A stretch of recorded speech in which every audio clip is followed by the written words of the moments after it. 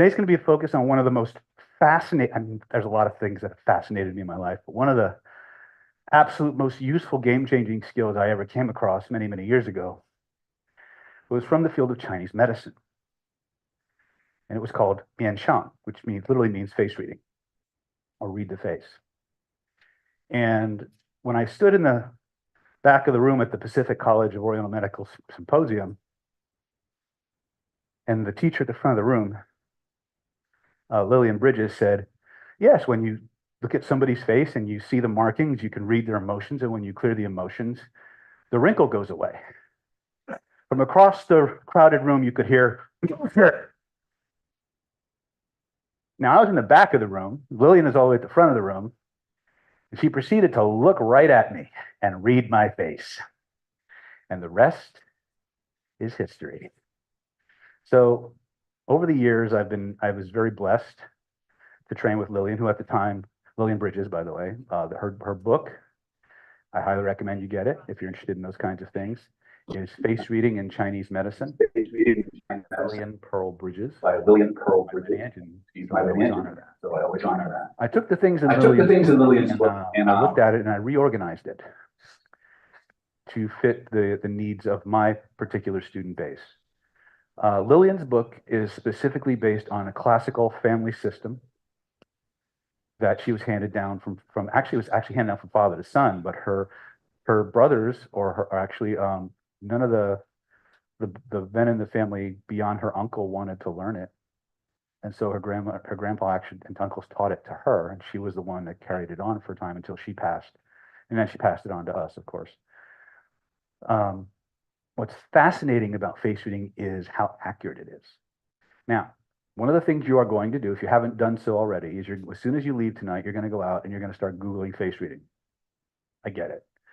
And you're going to find a lot of people out there teaching face reading. One of the things that Lillian at the time was the world's leading authority on face reading. Like she was being consistently romanced by several three-letter agencies to go in and train their agents and things like that. Her father, in fact, worked for the CIA. Fun factoid. So when you research face reading, you're going to find different schools of thought about it. Now, Lillian's family lineage, they did a lot with the business world, business, matchmaking, things of that nature. And Lillian made a very smart move when she decided to bring this out to the general public to focus on the psychological and medical aspects of Chinese face reading. And because of that, the way she taught and the things that she taught were much different in what she prioritized. She knew all the other fortune. That's what I'm saying. If you go and you study guys like Joey Yap, who is probably the next most proficient or prolific promoter of face reading materials. Very good stuff, but his stuff is all focused on divination, metaphysics, right? So he'll look at your face and say, oh, you've got good earth luck, or you've got good real estate luck, or you've got good family luck, things of that nature.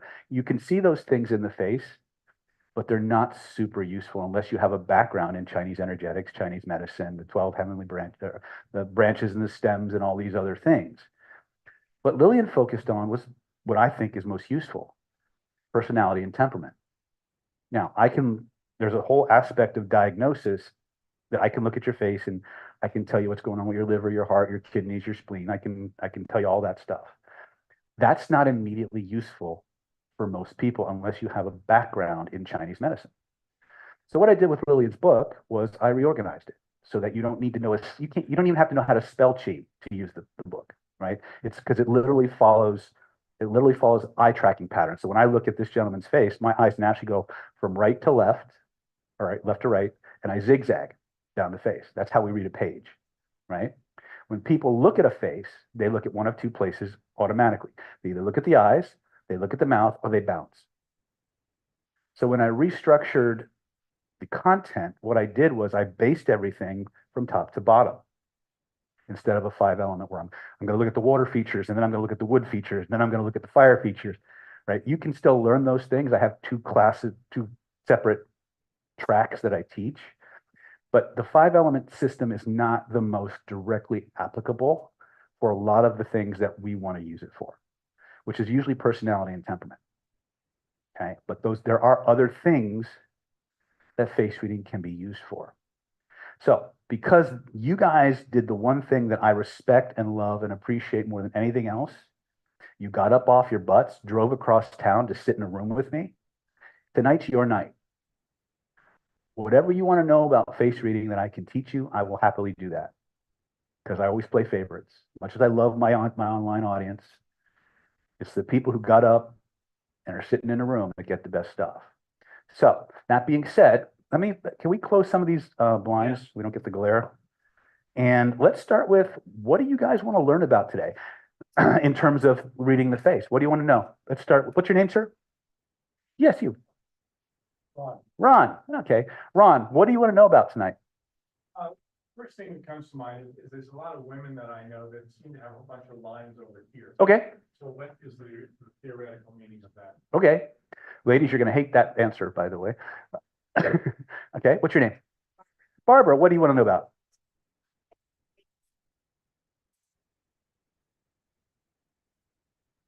How authentic somebody is. Okay. Okay. So one of the things we're going to talk about tonight and it's something that I teach different things about body language and things like that. So one of the things you're going to hear me talk a lot about is what we call profiling. Profiling can be divided into, in David's world, two components. You have active profiling and passive profiling. Now, what does this mean? Active profiling, how many people here have ever heard of a show called Lie to Me? Dr. Paul, the consultant for that show was a guy named Paul Ekman, who was at the time one of the world's leading authorities on deception and facial cues. He's the one who actually discovered what we call microexpressions.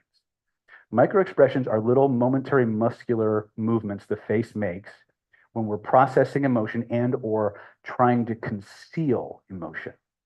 Okay. And so if you ask somebody what they think of, a certain restaurant, and they know you own the restaurant, but they hated it, you'll see them go like, and they'll say, oh, it's great.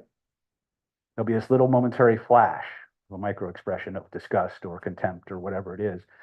And then they'll lie to your face with a smile, right? That's what active profiling is. Active profiling is the ability to observe changes in the face in the moment. They're there and they're gone. And from those changes, create a profile. The most basic one is always going to be what we call towards and away from.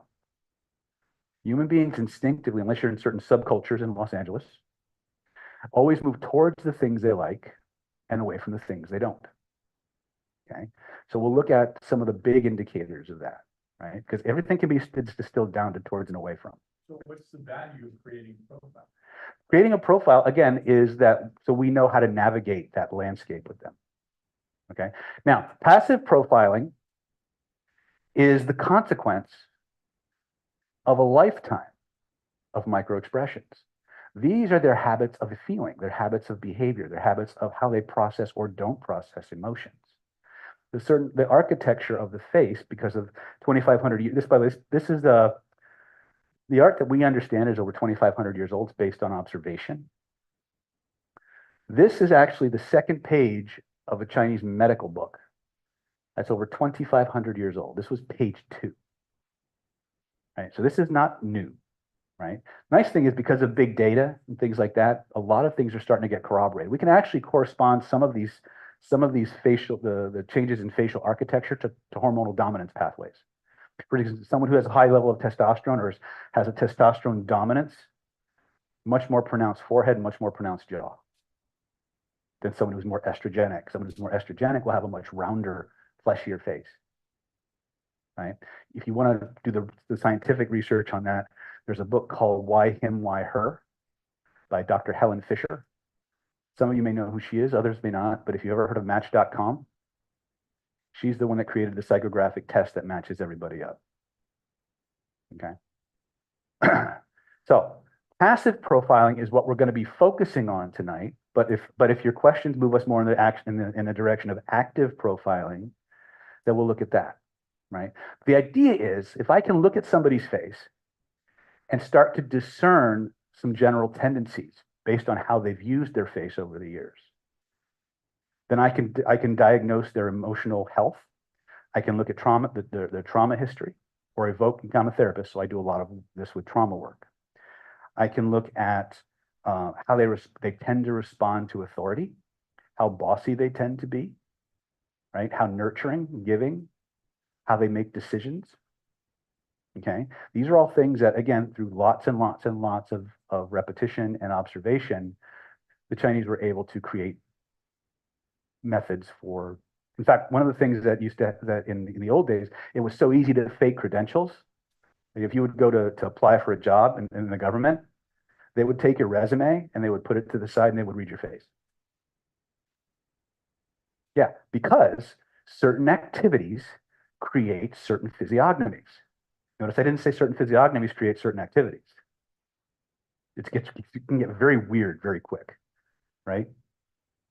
So one of the ways you can test this, go to your local tech campus. People are engaged in high levels of very abstract thinking, reasoning, things of that nature, and look at the forehead size. Okay, you'll see a much more pronounced forehead in the vast majority of those people. Go to your local MMA gym. You'll see a massive jaw in a lot of these people, very strong jaws. Now, does that mean somebody who has a strong jaw can't be smart? No, doesn't mean that at all. But what you'll find is that the way you live your life changes the way your face works or the way your face looks. And that doesn't make a lot of sense to us if we assign what we're doing to Newtonian physics. But quantum physics tells you you're basically just light.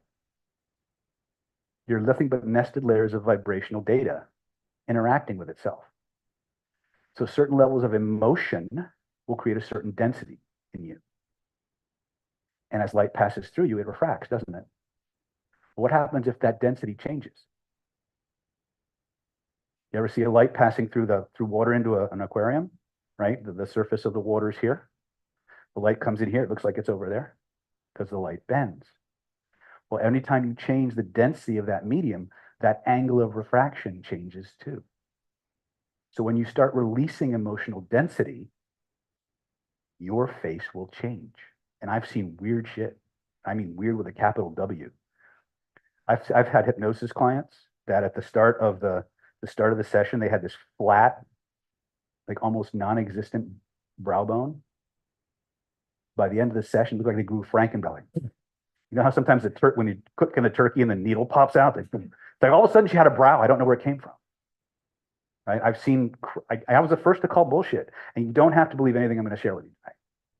All I want you to do is learn it, go play with it, see how accurate it is. Okay, so that being said, so we're going to focus on passive profiling because you need a little bit of training to catch the micro expressions, right? But they are important. I will show you some things that you can cue in on when you're talking to somebody that lets you know if you're moving in the right direction. But the idea behind creating a profile is knowing, okay, is this person driven by data? Are they driven by pragmatism? Are they driven by emotion? Now, we all do all three, but what's our priority? What do we sort for first? What do we sort for second? What do we sort for third? If I understand that about the person I'm presenting to, then I can optimize how I give them the information so that it's easier for them and they're more willing to consume it. You've all had people who said, skip the bullshit, just give me the bottom line. And then you've had people say, don't tell me what it'll do, but show me the data that proves what you're saying to me, right? There are certain physiognomies on the face that lean towards that type of reasoning or that type of thinking.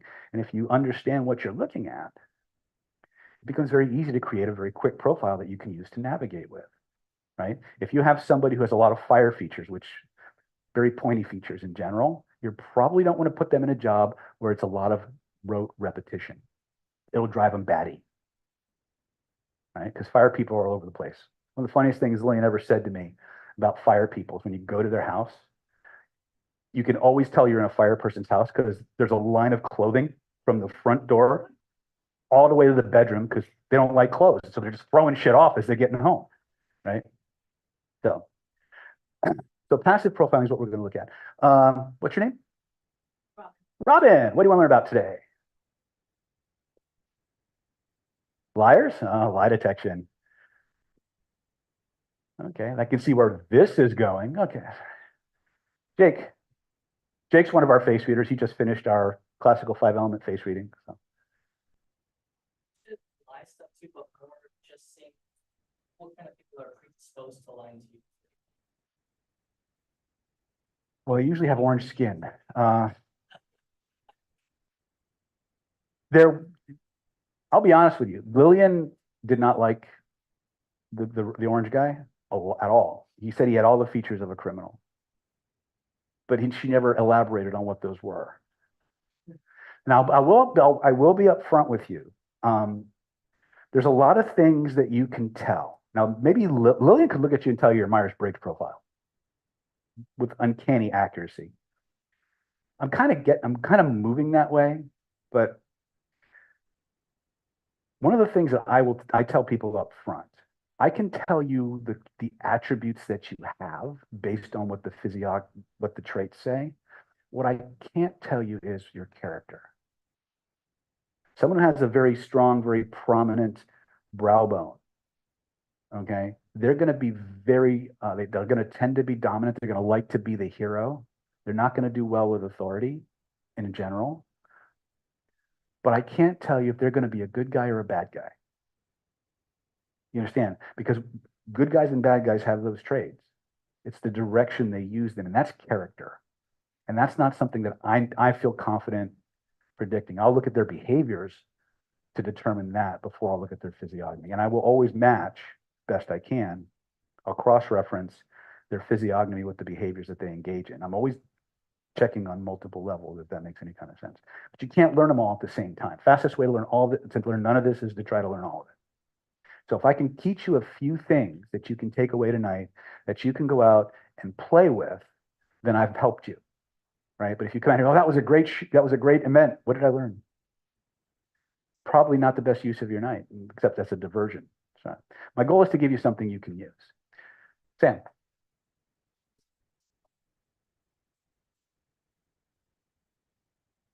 I don't know. I have several books on Chinese medical palmistry, palm diagnosis, but I haven't looked at them yet. It is on my to-do list. No. One of the reasons I like face reading so much, before face reading, it was all handwriting analysis. Like I would spend years analyzing people's handwriting because it's a valid psychological test. Then people stop writing, right? Yeah, I can still do it with signatures, but I almost never get a full handwritten sample. And the system I was taught all focused on cursive. Now, what's interesting from a graphoanalytical perspective is that one of the first things we're going to talk about is the three zones of the head.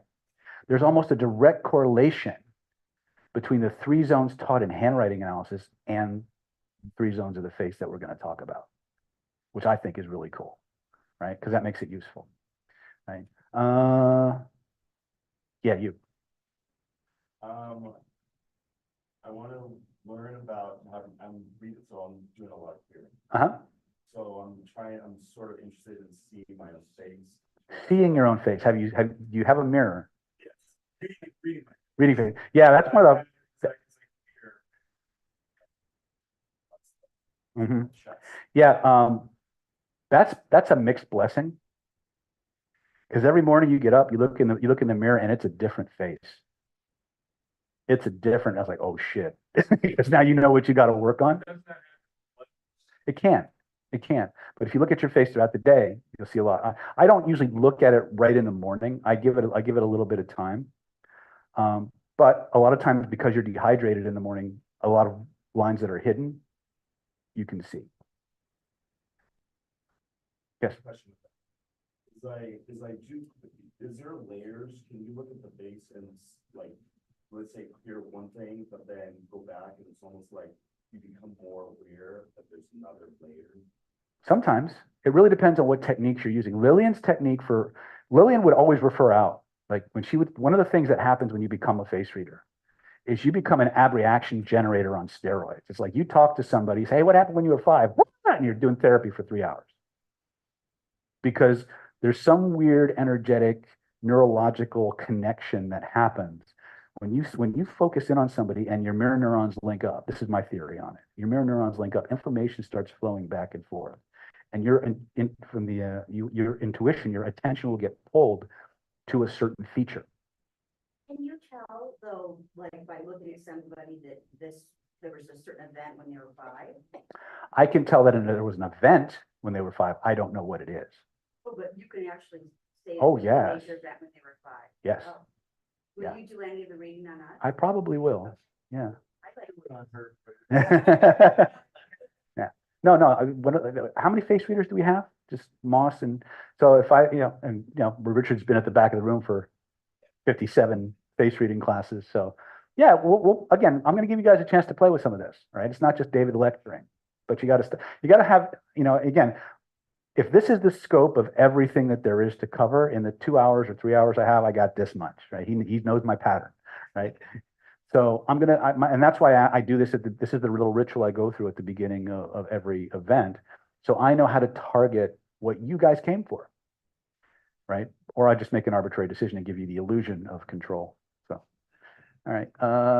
Nigel, what do you want to learn? Neville, I'm sorry.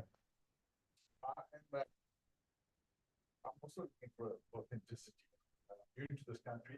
Okay. I'm trying to date people and I'm not just. You're a smart man. Smart man. Trust no one. Talking to strangers. Oh, that's a good one. Yeah. And I'll tell you like to work. I'll tell you, it seems like there's going to be a lot of you guys are really focused on the lie detection aspects of things, which is a little bit more active, but we can cover some of that stuff if that's what you want. Tony.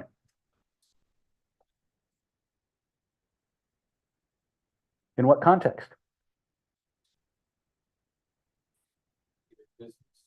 Okay. All right, cool. Let's start there then. Young lady. I want to focus on when I meet someone new, Mm-hmm. what attributes to look at to make them feel good about themselves. What attributes to make them feel good about themselves? Okay. Warm fuzzies. Which actually, that's actually a pretty good tactic, because one of the things that will happen when you start whipping out the face reading, people will line up and you will be the most popular, fascinating person in any venue where you do this, right? And if you employ 3 magic questions, the echo technique, the other things that we teach in Killer Influence, and you won't get out of that room for a long time. Yes. So regarding the lie detection, it's really like curiosity. If technically, if they believe their lies, they're not lying. Mhm. Huh? Yeah. Oh, this is going to get political real quick. But the truth is, yeah, someone who believes their lies is simply wrong. Right? There's a possibility, and I'll tell you how that works. There are these things in NLP we teach. It comes actually from conversation that knows called analog marking. So analog marking is if I'm talking to you, but because I have peripheral vision and I'm talking, because I'm gesturing at this gentleman here, his unconscious mind is actually paying attention. So even though everybody's eyes are tracking me, my attention is here, and so I can be installing things in him through my analog mark. One of the ways that we discovered analog marking was by observing people. One of the things that happens a lot of times is that people will tell you something and part of them wants to believe it and another part doesn't. So they'll do things like, and I absolutely agree that that's the way to go, right? Now that's not 100%. You have to create a baseline. What do they do normally versus deviation from the baseline to really pick that out? But a lot of times, when people are conflicted, you'll see that negation nod, even if they're espousing something that they think they believe. There's a part of them somewhere that isn't sure. I made the mistake when I was an undergrad back in Oklahoma City.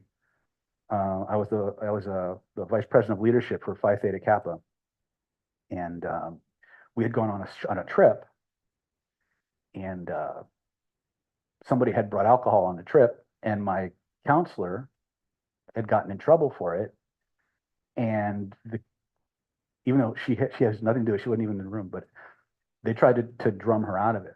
And so one of the things we all called a meeting because we were fighting to keep our advisor. And I sat down with the chapter and I said, okay, when you start grilling the dean, never a good idea. When you start grilling the dean, watch his head movements. And sure enough, he would say, it's not political. We're not trying to get rid of her. Right? But there's nothing we can do.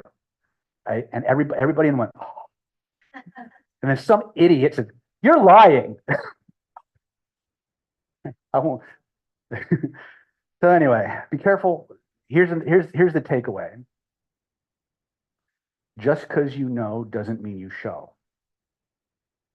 Because when you start peeling back the layer on human behavior, you're going to find out that the vast majority of times, people don't know what they believe. And people are going to lie to you all the time for stupid reasons over stupid shit. Okay? The worst thing you can do strategically is go around pointing everybody out. They won't thank you. Okay? The best strategy, unless it's really important that you just call them on their bullshit in that moment, the best strategy is to let them think you believe them and make contingencies. You understand?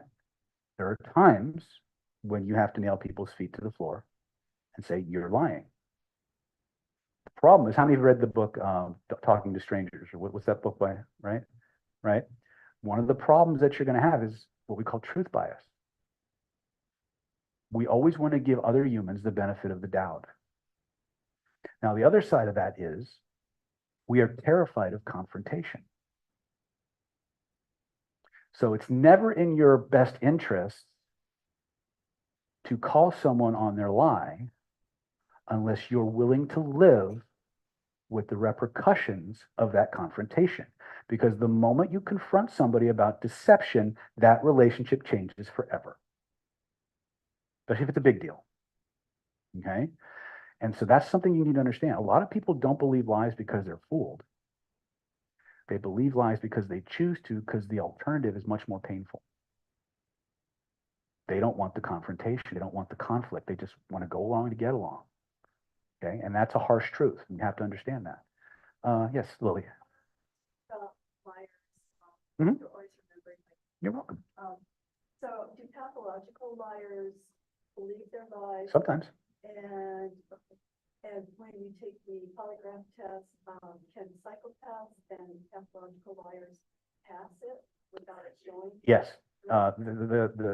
Yeah, because most polygraphs are based on galvanic skin response, which is basically a measure of stress. And somebody who is not feeling a lot of stress, who's having a good time, which is what happens with a lot of psychopaths. There's this thing you'll hear about called duping delight. Because most psychopaths think they're smarter. Most narcissists and sociopaths think they're smarter than everybody else in the room. So every time they pull off a lie, they feel happy. But you can flag them with their micro expressions. Because they'll get this little smile for a fraction of a second. Right? So learning micro expressions is a good thing, but it takes time. Right? And you always have to be checking, because a micro expression will tell you that emotion is being processed, but it won't tell you what, why, or what triggered it. Just that it happened in that moment. Right?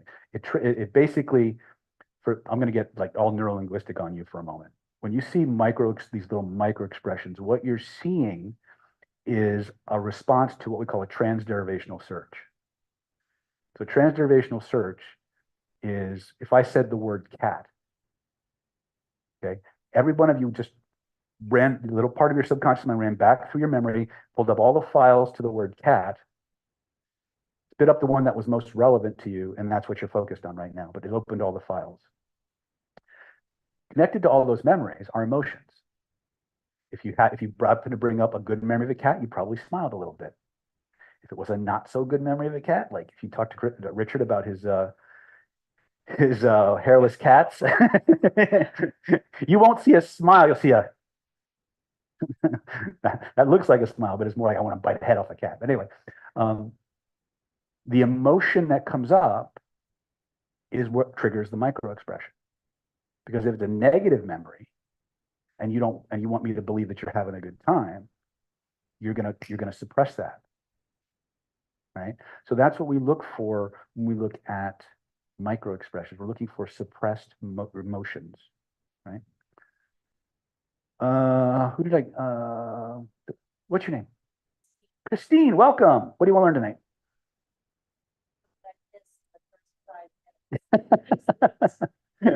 Well, hopefully there will be a replay. Most of us were just jumping around to Hooked on a Feeling, so you're good.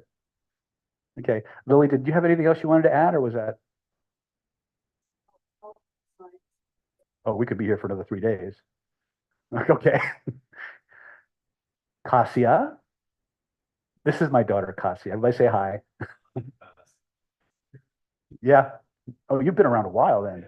I've just seen video. Oh, okay. It's the opposite of what Maria was asking, things to them, how to notice things to them. Or actually, I'm asking hardest things to notice in someone's face. The hardest things to notice? I'll let you know when I figure that out. Okay. All right. All right. So let's start about something that's immediate. How many people ever have to talk to people and get them to decide something? All right. So let's talk about zones of the face really quick, because this is probably, do we have any questions from our YouTubers or Zoomers or anything?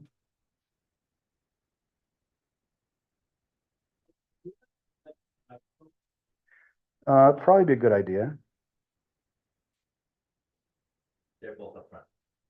David, you have the microphones. Yes, I do. They're right there. I'll do you. Moss, why don't you come up and give them a tutorial on how to use a microphone?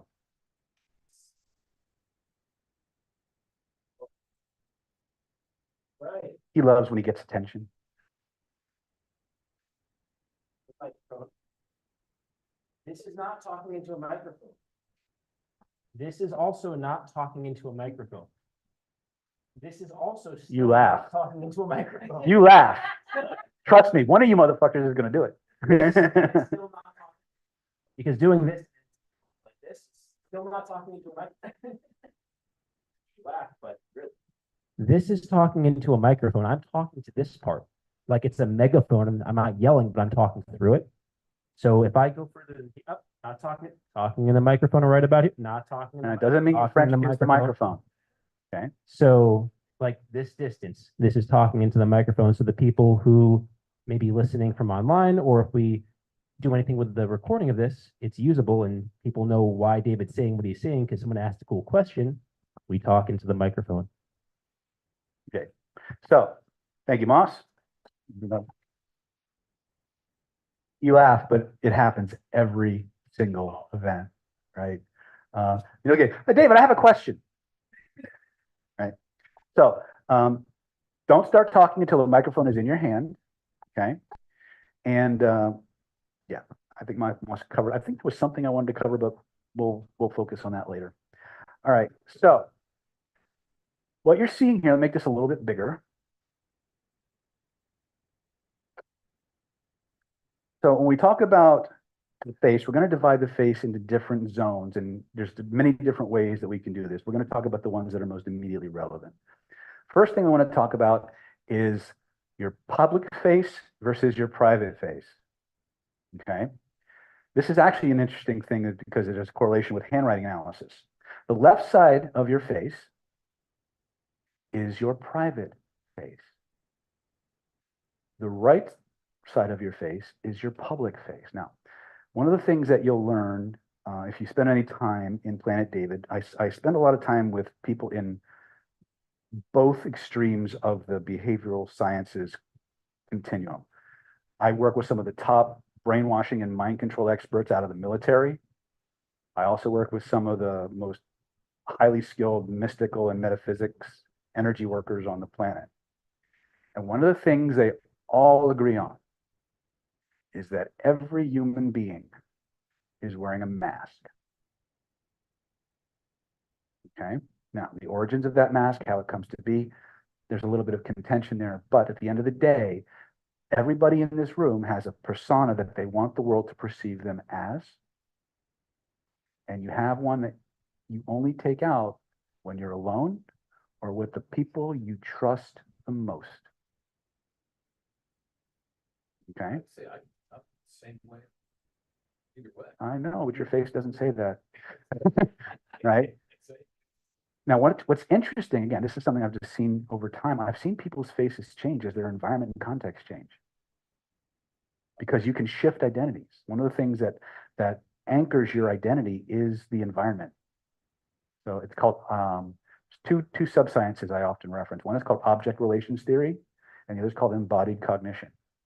Your identity shifts as the environment shifts. Right? This is why when we're doing you're doing cult work or cult deprogramming, right? One of the first things a cult's going to do is they're going to remove all of your context anchors. They're going to cut you off from your family. They're going to cut you off from your friends. They're going to cut you off from every environment that is familiar to you and get you into a place where none of those things are accessible and surround you with people and rules that they want you to install. And because your unconscious mind, your autonomic nervous system wants to survive in that environment, it will create a new persona. It will create a new identity. Okay? We won't get into cult deprogramming and stuff. Although we do talk about that. We have a class coming up in August here, as a matter of fact. It's called Defense Against the Dark Arts of Persuasion and Manipulation. And we'll talk about how to protect yourself from people using this kind of stuff to take advantage of it. So we teach you both sides. And if you want to defend yourself from this stuff, you've got to know how to use it. Because if you don't know how to use it, you can't identify it. If you can't identify it, you can't combat it. Okay? So one of the first things we want to look at when we look at a face is we want to look at the symmetry. So functionally, the first thing we want to look at are the major features. So the eyes, the mouth, the cheekbone, and the nose. Are the eyes the same size? Or is one bigger than the other? Is one more open than the other? Okay, I'll show you some pictures of that. We'll talk a lot about the eyes in terms of the architecture of the face. The more the eye is held open, the more open that person is. So you're asking, how do you know if someone's being authentic? Look at how open the eye is. The more somebody starts to conceal, filter, analyze, the more the eyelids start to close. You'll see them squint. Okay? Somebody whose eyes are naturally small or held closer is someone who is much more selective in the information they let in and very much about the information they let out. So bigger, wider eyes. So if they have small eyes, but they hold them up, they hold them up very wide open. And by open, I mean you can see most of the iris. Right? If you see someone that looks like this, they're about to freak out on you. That's not what we're looking for. But if you can see most of the iris, you've got someone who's holding an eye relatively open. Okay. Now, when you get into behavioral profiling, we'll talk about two different other aspects of the eyes. We'll talk about blink rate and shutter speed. Blink rate is the amount of times in a minute that you blink. Shutter speed is how slowly or quickly those eyes open and close. So one is the number, the other is the speed. When somebody likes what's happening, when they're feeling safe, when they're feeling comfortable, the blink rate slows down. The shutter speed slows down. When they get tense, when they get nervous, when they don't like what's going on, everything speeds up. Pupils will get bigger when they like what's going on. They'll get smaller when they don't. Right? So there's three traits right in the eyes that you can start tracking. Okay? But for general openness, what we look for is how wide open are the eyes, right? We'll talk about the whites of the eyes a little bit later, because that's usually a warning sign. There's some culturalness to there because you'll have your Asians who have naturally, because of their skin, show less of that. Well, you can create a baseline, right? And what you'll see is as you talk to them, the eyes will change. But someone whose eyes, you could always tell if somebody's like really popping their eyes open or not, right? And that's what we're looking for. Now, what you'll see a lot of times is people who've gone through a lot of criticism in their life, the eyelids will start to droop. Because for some reason, when we receive criticism, the eyelids start to just kind of lose their energy. Okay, it's really interesting, especially when you start clearing that shit. You see the eyelids pop up. pretty interesting, right? But this is the first thing we want to look at.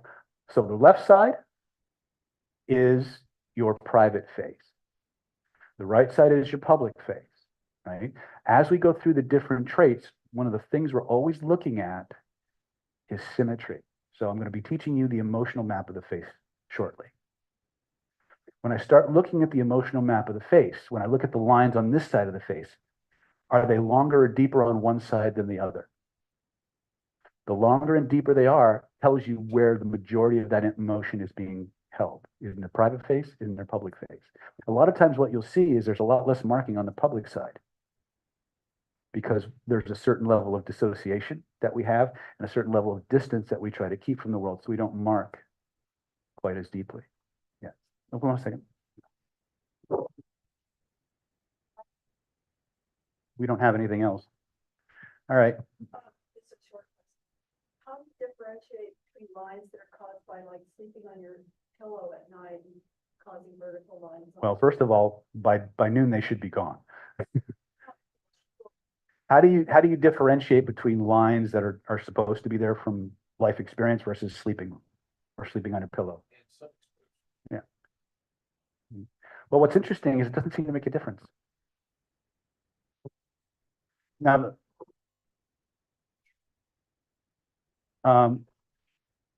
yeah, when you start processing these things, it doesn't seem to matter because you guys were asking a lot about the lines here, right? A lot of people with these lines are smokers, but what these lines indicate is over nurturing. These people have a very strong, they have a very strong behavior. They're constantly nurturing everyone around them, but they're not getting nurtured in return. And so they start to develop these lines across here. A lot of these people are also smokers. The question is, why are they smoking? What are they not getting? Right? Yes. So what about the people who didn't have those lines to begin with, but somehow lost their teeth and then they started, the way that they were eating, they started making those lines? Mm-hmm. Is that still considered over nurturing? Here's where it gets really weird. The behaviors and the emotions can trigger the facial marking, but changes in your facial architecture can trigger behaviors. They can be it's a feedback loop. It's weird. Like plastic surgery. Yeah, Lillian told the story once. I tell this story a lot because it's pretty interesting. Lillian had a client whose son was a star football player. He was a high school superstar. And he was apparently so good that they were trying to recruit him right out of high school. And as a graduation, he had this massive jaw, like super huge, like Cro-Magnon level jaw. And as a graduation present, his mom got him plastic surgery.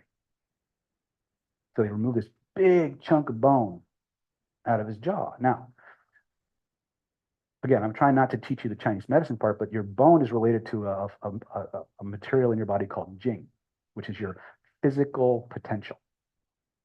So a lot of your talents and a lot of your abilities are based on your jing. So when you go in and you remove that bone, you're removing potential. He lost his ability to play football. Is it just this bone? Or Any bone. Yeah. We're talking about the face, but remember that your body's an integrated. I can diagnose your entire body from your face. I can also treat your entire body from your face. Yeah. Okay. That one of the things that they did, if there was a marking they wanted to get rid of, they would actually needle it, and that organ would get better. I can. I won't. But yeah, I can. Now, I run across people who have very different skin texture than me. Mhm. Okay, but particularly one person that I know, and she has a very, very whitish skin texture. Mhm. And I don't know, it's a lot more problematic when it comes to wrinkles and stuff. Mhm. Isn't that something you might want to take into account? We take it into account. Like when you're dealing with a lot of people who are African American, African Americans don't tend to wrinkle quite as much as Caucasians and Asians. Asians never age anyway, but I'm married to a Chinese woman, I know, right? Right. But so we don't always look at that, right? We look at what's obvious to us. right? I can be very systematic, and I can tell you about your hairline. I can tell you about the jing. I can tell you about your relationship with your parents. I can tell you all kinds of really interesting how you're not as attached to your family as some people are. Okay.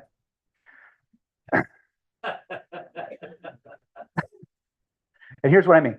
I'm reading better than that. This lady here is very attached to what goes on in her family. Even if she's separated by miles, if she hears like someone on the East Coast is having a problem, it bothers her a lot.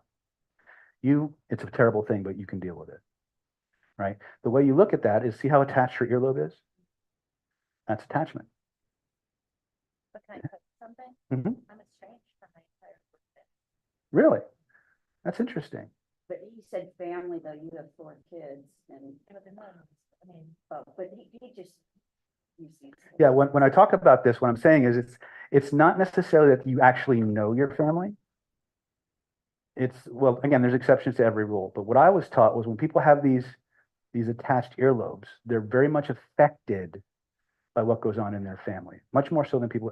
Like all my family, with the exception of the one I married, right? They all live on the East Coast, and I'm so happy, right? So things that go on there, they don't affect me the same way as some like. But my kids, they have super attached earlobes, so like everything's drama, right?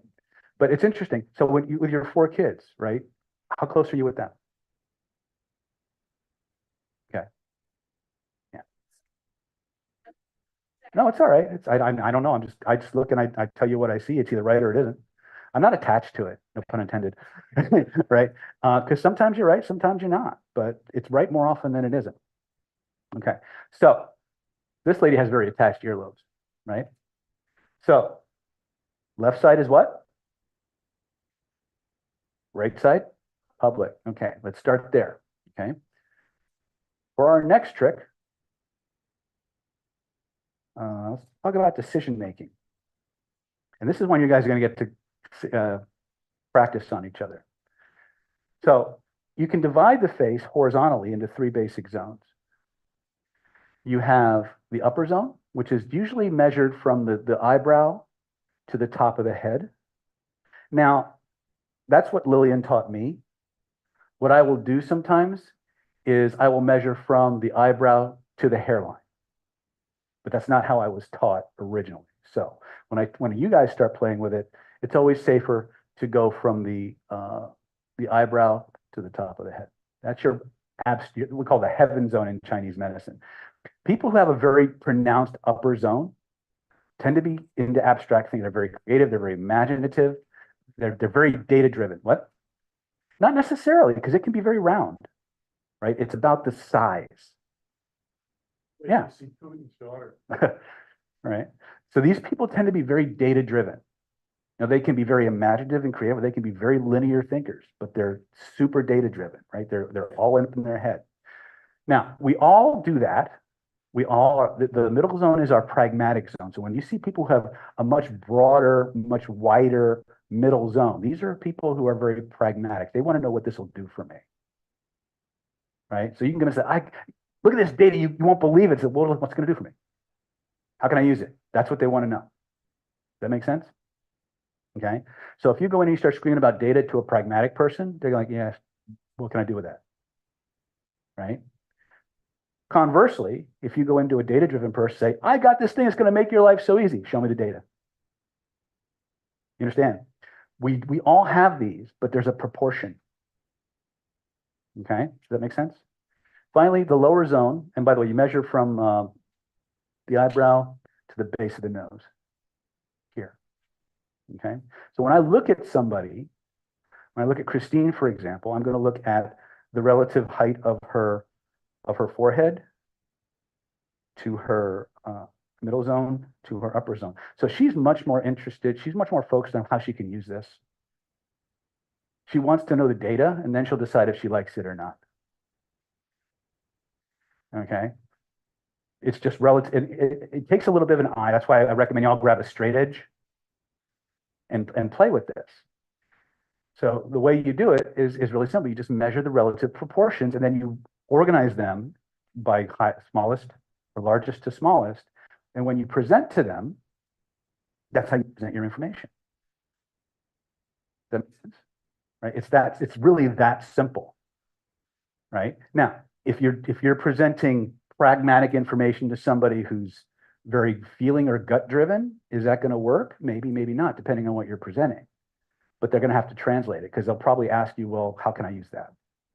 Right? Or I'll see how I feel about it. Right? So this is the first thing we're going to play with. I want you to go around and I want you to measure each other's zones. So I don't have a straight edge. Can I get something? This will work.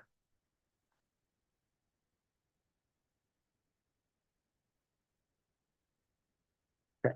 So I don't have to pay her. So one of the things it's always better to have, I like to use straight edges whenever I can, right? So this is roughly the height of her middle zone. So if I put this here, so what do you notice? Are her middle zones bigger? Okay. So she would like to know how she can do something. But I can tell you right now, she's extremely data driven. Like she wants to know how to do things, but she will like study and Google. And so what would be the relative proportion? What would be if you had like 1, 2, 3 in terms of which is her biggest zone? The middle zone? Okay. What was second biggest? 1. What was third biggest? Okay. So I would present to her, I'd say, I'm going to teach you how to do this, this, and this. Here's how it works, or here's why it works. How do you feel about that? And it's literally like that simple. Does that make sense? Right. Now, obviously, I'm painting very broad strokes because there's things I want to get to. But this is something that when I was first introduced to this was one of the charts that Lillian showed us that I thought was immediately useful. Public versus private decision making. Because this will be largely consistent from context to context. Right? So whether she's buying a house, she's buying a dress, picking a boyfriend, right? That strategy, to use an NLP term, will largely be consistent. So what I'd like you guys to do is break up into, let's have my face readers kind of help and prompt people, break up into groups of 2 or 3 and just measure each other's zones and talk to them in that process and see how it registers, right? Just one quick question. Do you ever consider when you communicate with somebody that you're focusing on one eye versus the other? Yes, but we're not there. Okay. Yeah. When we're looking at sides of the face, one of the things that Lillian taught us was most people are right eye dominant. So if I'm looking at Cassia, I will tend, because I'm right eye dominant, I will use my right eye and look at her right eye. And that's good for seeing the public face. But if you want to see the private face, you actually have to cover the left eye or cover the right eye and look this way. So that's one of the things she taught us. We teach that in the face reading class, but again, there's only so many things I can share with you that's not going to inundate you. Yeah. And really, trust me, it's right. Okay, questions about anything? All right, grab a piece of paper and measure some zones. Let's take 5-10 minutes for this. Shouldn't take you long. I would recommend you measure it because sometimes your eyes can trick you.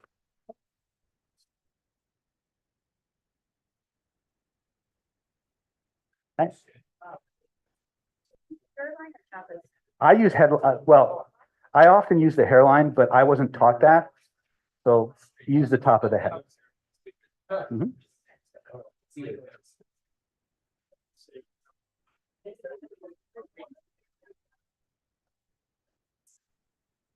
Go ahead, measure and use whatever tool you want. But I think maybe I'll better. Use a tool. I'd say. I'd say. You're saying this is bigger or 3? Interesting. What do you say? 3, 2, 3, 1. And don't be surprised if some people are really close to balanced. Yeah. People who are really balanced are very indecisive.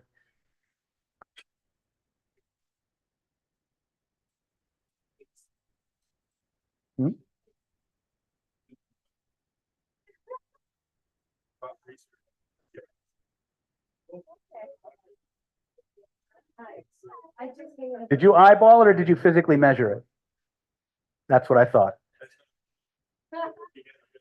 Yeah. To quote Obi-Wan, your eyes can deceive you. Don't trust them.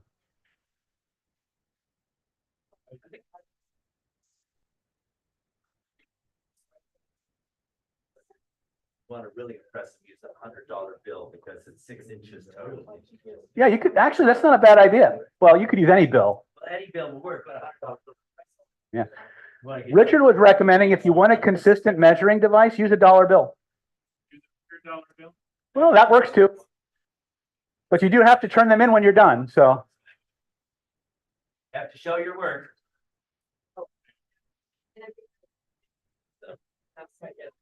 Oh, it is. So, correct measurement. Do that. So this is all that. You go, here and measure, you go, you go 2 inches, 2 inches. Or say, but just, take it out. But that's not. Well, again, I went to one seminar years ago, which was really a lot of fun. We actually get the chew on. I sometimes use fingers like he is. Because what it does is it deals with your attitude, and money. And money. So, Yeah, what if they're the same? To me, it looks like both are the same. They are. They're very close. Yeah. So what is it? So this person balances between what it'll do and what they know. And then they decide how they feel about it. Okay. Yeah. When all three zones are really balanced, that person often has trouble making a decision.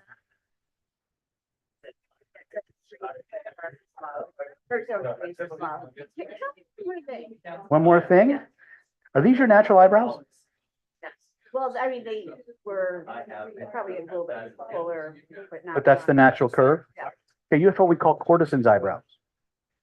What that means is you have this ability to deal with difficult people very, very well. So like if somebody's, Right. well, that's true. You manage them well, Okay. right?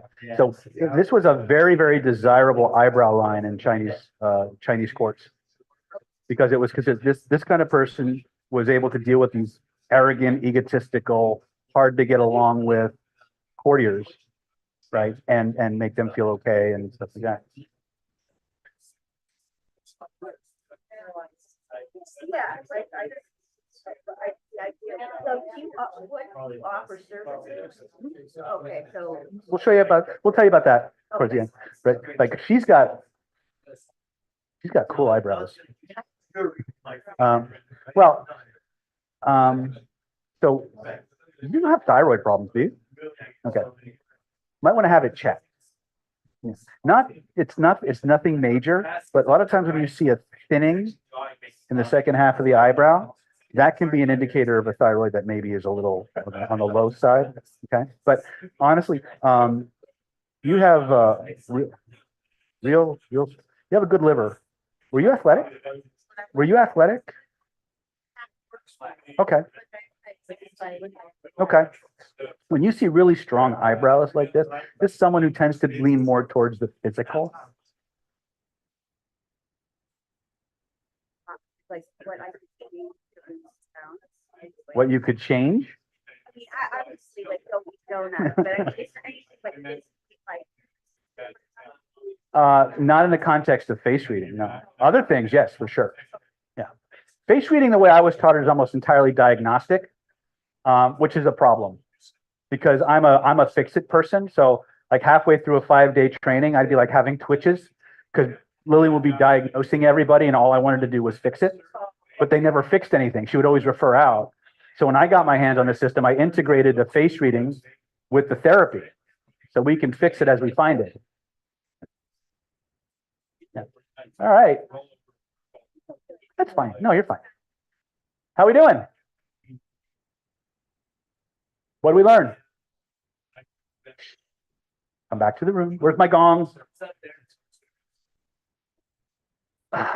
We haven't done the full instruction yet. So remember, folks, it's politically incorrect language. colorful metaphors or the word boobies offend you, not the best use of your evening. Have a seat. Bring out your dead. Okay, just some rules. When we do trainings, we have what we call the gong rule. Okay, first gong, 5-minute warning, means you have 5 minutes to finish whatever process you're doing. 2 gongs means get your ass back in the seat right now because we're moving on, right? So a lot of times I don't get the opportunity to let you guys break out and practice and study these things with each other. So we're going to have to make sure that we manage our time efficiently.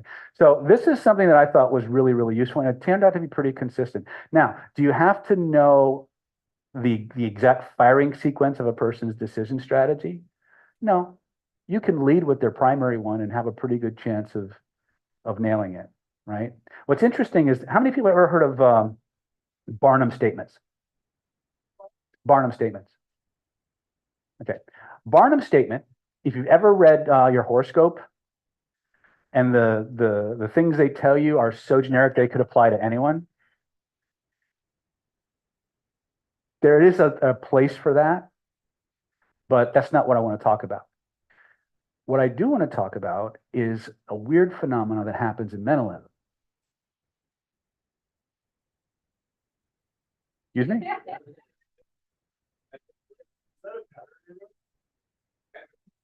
What specifically did I interrupt? Moving on. So one of the things that's interesting about when you're doing cold readings on people, and I don't know why that God built this way, I don't know why. You could throw 10 Barnum statements at somebody and be wrong on 9 of them. You only got to hit it once, and they start hanging on every word, and they become hyper suggestible. Okay, we don't do that. But what's interesting is that same phenomena will manifest when you get a hit. Okay, so use that however you want to use it.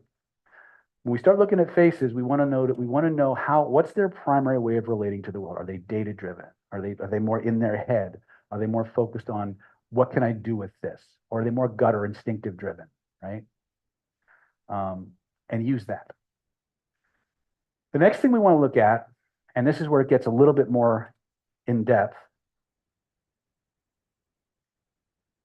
emotion. When we start looking at emotion, these are very, very consistent.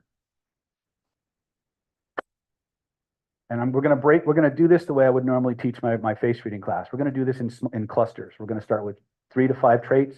I'm going to let you guys break up, look for the trait, talk about the trait.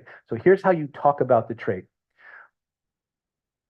First one you're going to learn is called skepticism. Skepticism manifests as a line about mid-eyebrow and tracks towards the lateral side of the face. Now, this is a bilateral. Every one of these is bilateral except the ones down the middle.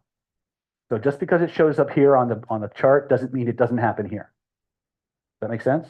So we go in a clock face. Skepticism manifests. She's great. Yeah, yeah. You see it a lot in lawyers too. So the skepticism line manifests mid-eyebrow and tracks laterally. Right. Now, when you talk about the line, you don't go up and say, "You're one skeptical biatch," right? That's not how you do it. Okay, that's going to trigger reactance and denial, right? What you say is, "Oh my God, you have such a beautiful face," and that, I notice you have a line here. And many people who have this line often have a healthy dose of skepticism. They don't take anything at face value. They always make sure that they check their facts before they've bought into something. Would that be true for you? There we go. Right. So a lot of people, when you just give them a declarative statement, their defenses go up, and even if they have the trait, they will deny it, because the idea of somebody being able to look into them and read them terrifies them. The other part you want to look at is, just because you see something doesn't mean you should say something. Okay, because this stuff can also be used as a weapon.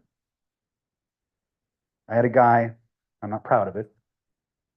I had a guy when I was teaching out in Virginia, Russian guy, and he found out I was a faith reader. And he just kept poking the bear, right? And this is before Richard joined us. And So like I just reached my limit. So I decided to give him a reading, and I just, and the guy was in tears in 5 minutes. Because it creates, when you open people up this way, it creates a tremendously powerful rapport. And that nervous system becomes incredibly open to your influence. It's one of the reasons why I thought it was such an amazingly powerful tool for the influence trainings that we do. It's because when you, whether you're a mentalist, a face reader, a palm reader, psychic, whatever you want, whenever you demonstrate insider knowledge of a person's world, their nervous system becomes hypersuggestible to you. It just happens. Okay, we're built for it. Don't blame me, blame God. Right? I don't make the rules. I just exploit. I mean, right? Yes.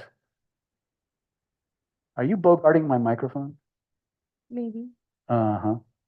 Don't I always? Actually, you do.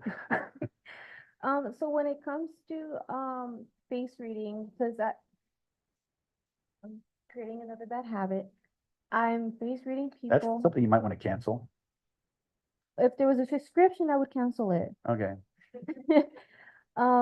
I work in downtown and I tend to talk to a lot of people in downtown, and I'm starting to do face reading on them.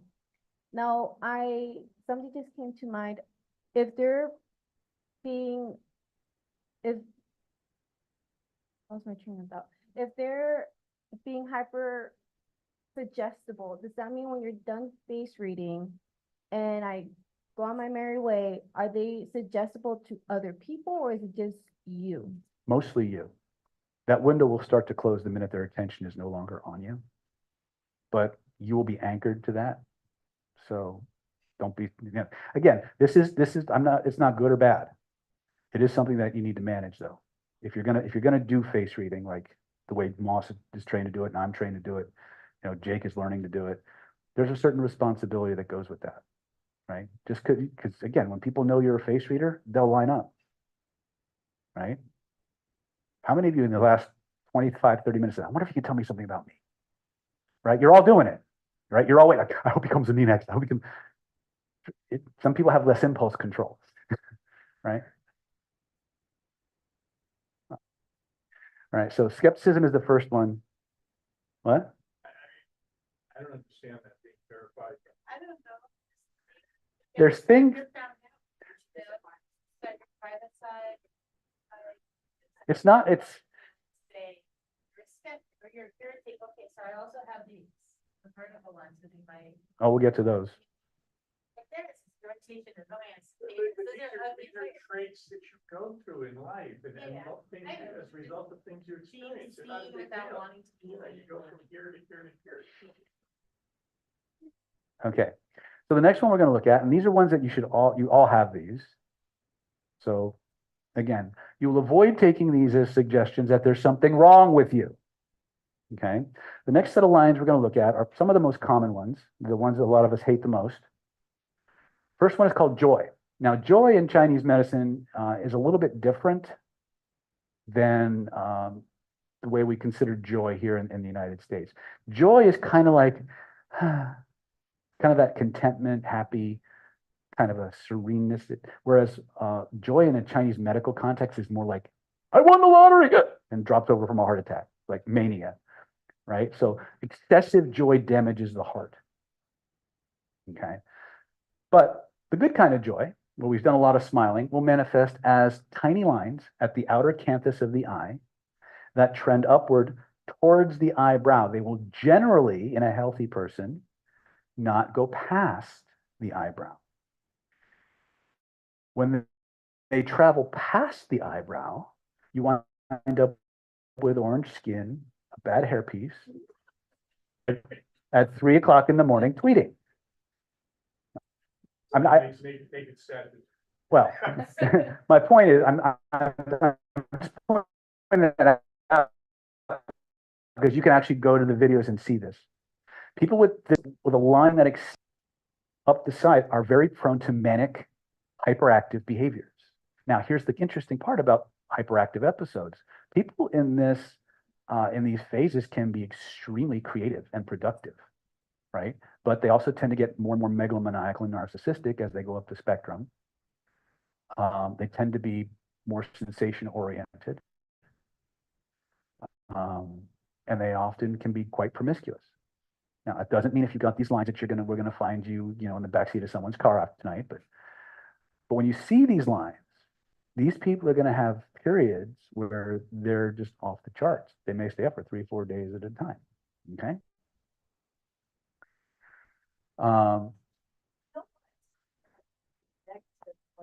Everything, again, I'm an analytic programmer, so nothing is good or bad, it's just useful or isn't. There's a lot of people with these lines who are amazingly creative, productive people, and there are people who are just moving from one drug high to the next, same lines, right? So it's the energy that's created is similar, but how it's expressed determines whether it's good or bad, right? So when you see the lines trending up, we're looking at someone who's had a lot of happy times, spent a lot of time, more or less joyful. But if you have a line that trends downward, the lines I want you to focus on now are the lines that we call sadness. Sadness starts at the outer canvas, but now instead of going up like joy, it comes down, but it's very short. If there's been a lot of sadness and it's been there for a long time and it hasn't been processed, it's been denied or ignored, which is what a lot of us do, those lines will start to deepen and it becomes sorrow. If it's still not addressed, if it just keeps getting added to, it becomes grief. Now, if you look at, we'll get a little medical on you really quick here.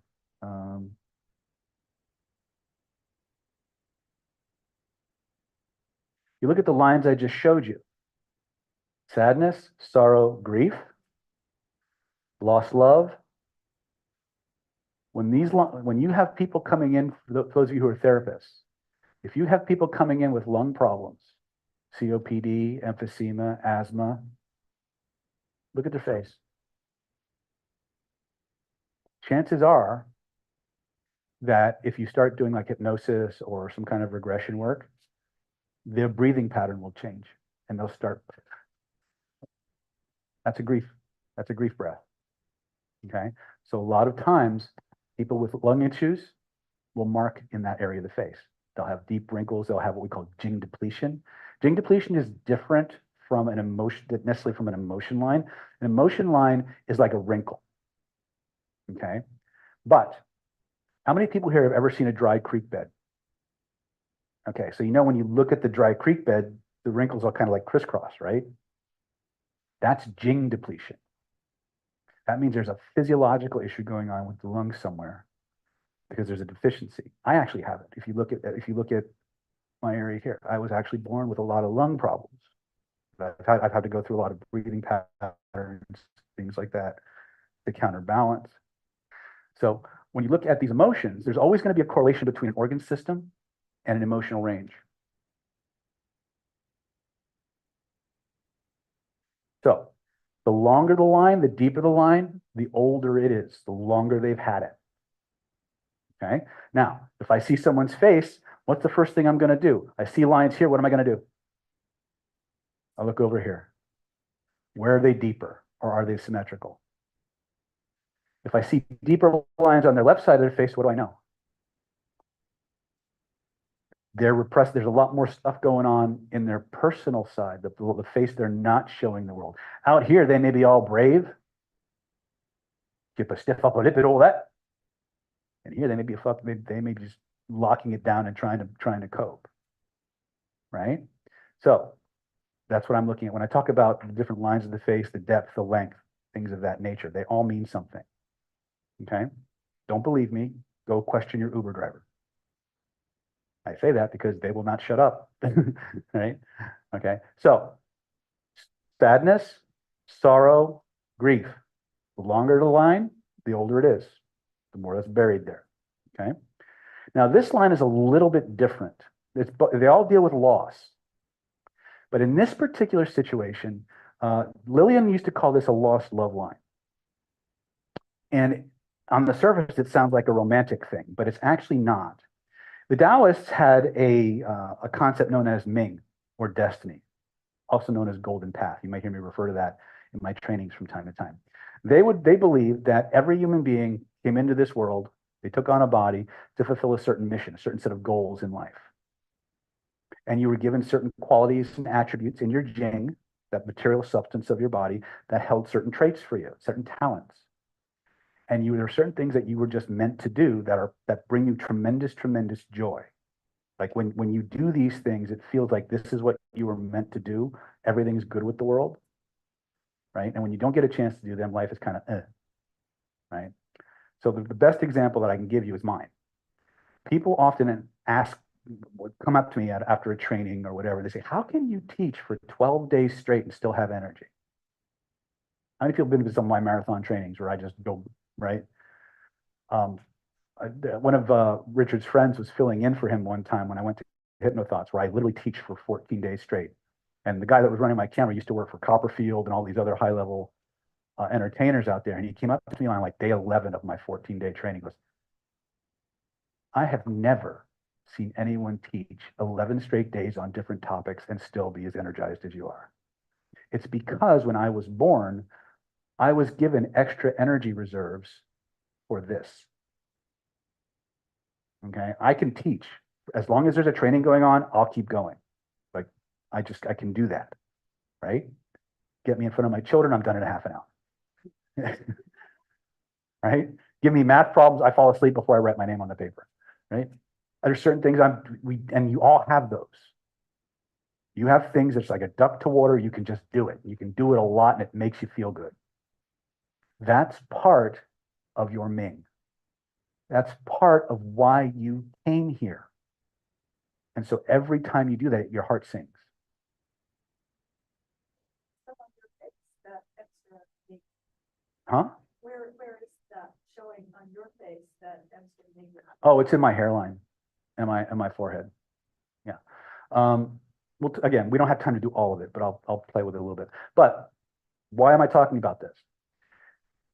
Because if there's something that is such an important part of your life that it makes your heart sing whenever you do it, and for some reason it goes away, that's where this line comes from. This one, the lost love line. The lost love line starts at the inner canthus, and I've seen several variations on this. Some of them they just travel down like so through that lung area. Sometimes they come from here, they travel across to the sadness line and then track down through grief and sorrow. In either case, what happened was this person lost something that was part of their Ming. Something that was part of every time they did it, their heart just opened up. So in our Golden Path workshops, when we're going and diagnosing what your Golden Path might be, if we see these lines, we're going to find out what you lost and help you find a way to get it back or heal. Yes. There's really, based on what I was taught and what I've seen clinically and what my students have seen clinically, there's no line on your face that's permanent. In fact, I might invite her. Kelly Warrington was Lillian Bridges' #1 student. She lives here in San Diego. I was shown pictures of Kelly like 20 years ago when she started training with Lillian. She had wrinkles everywhere. The same woman looks like she's in her 40s. She's almost 70. There's not a freaking line on her face because she's done all the processing work. Okay, you don't have to believe. I don't care if you believe me or not, right? Just go do it. Go read people and see what happens. Yes. So when it comes to someone who has mental issues, Oh boy. Yes. they don't have any lines in their face, but you know they have trauma. How can you see that in their face? It's in their eyes. There's a concept in Chinese medicine known as Shen. Shen means spirit, heart, and mind. Okay. The quality of a person's Shen can be seen in the light that emits from the eyes and in the light emanating from under the skin. So when you have someone with muddy Shen, it's very, very obvious in the eyes. When somebody, from a face reading perspective, when somebody lies to you, you will see their eyes darken. They'll like dim. and the spirit, the vitality that's emanating from it will shift. Okay, it's kind of weird, but that's one of the ways that you look at that. The Shen, if I have time, maybe I'll show you some pictures. I'll show you clean Shen versus muddy Shen, right? But there's a light that comes from the eyes. Now, there's different types of what I call negative Shen, and you'll see that in sociopaths and psychopaths and things of that nature. Sociopaths and psychopaths will have either very cold Shen or they'll have anti-Shen. Fuck, might as well show you. Remind me during next break, I'll look for the pictures. But if you ever see pictures of Ted Bundy, Bundy's probably a really good example. Bundy has very cold Shen. When you look at his eyes, they're very bright, but it's cold. There's a cold energy to it. When you look at someone like Richard Ramirez, the Night Stalker, he has anti-Shen or negative Shen. There's this pool of darkness in and around his eyes that sucks you in. Anti-Shen, right? So he has spirit, but it's one that will suck your energy in, and that's why these people become very, very mesmeric in their abilities, right? Because when you pull someone's energy, their mind follows. So there's an old saying, where attention goes, energy flows. Okay, people with very bright Shen are very attractive, and so like a moth to a flame, they'll gather people. That doesn't mean they have the warmth and the compassion that goes with that. So after a while, if you've been doing face reading long enough, you'll start to pick those things out. And there's certain other behavioral tells that go with it, but that's something that if you just look at the pictures, you can start to see those things. Okay, so we have skepticism, joy, sadness, sorrow, grief, lost love. The last one I'm going to give you before I let you kind of look for these things on each other.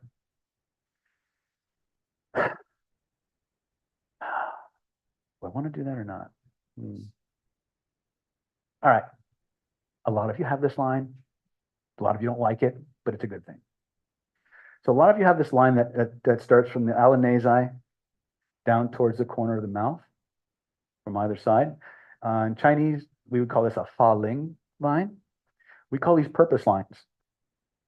Pardon me, in English. And what this symbolizes is somebody who's on track in their life.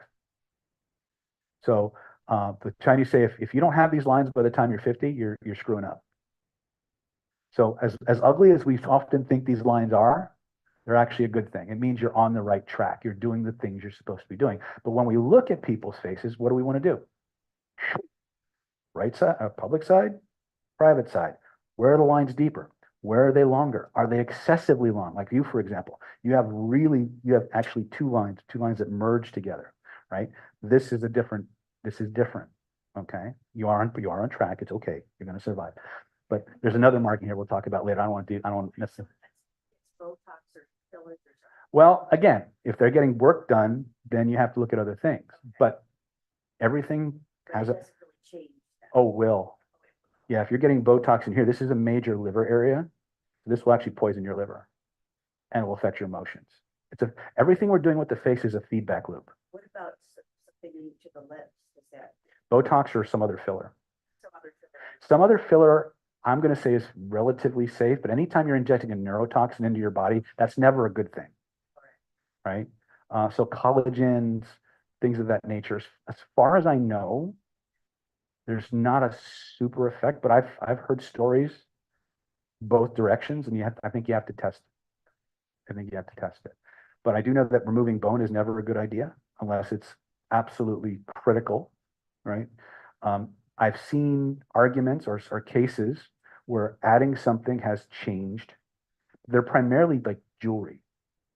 So like person has a lot of anger issues and they get a stud through their eyebrow and they calm down. Or someone has a lot of hyperactivity and they get a stud through their tongue and they calm down, right? So I've seen in my martial arts when I was training pressure point work, one of the things because I was taught some pretty high level stuff, I was taught always look for people with studs in their ears because they're easier to knock out.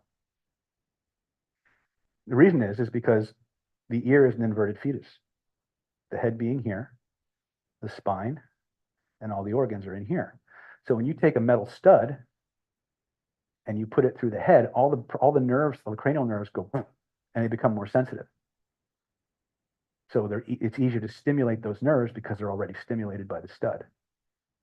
Now, I learned that 40 years ago, right? And now we're seeing these same things in face reading and stuff like that. So, but again, there's a lot of things that still need to be tested. So this is why one of the reasons I'm sharing this is because I want you to go out and play. Tell me what you find out, right? But this is what 100 years of Chinese medical observation has given us, okay? So what if they're fat? Yeah. Well, actually, when we look at cheeks, we want to look at the cheeks are a major earth area. In addition to lungs, the cheeks are a major earth area, earth energy.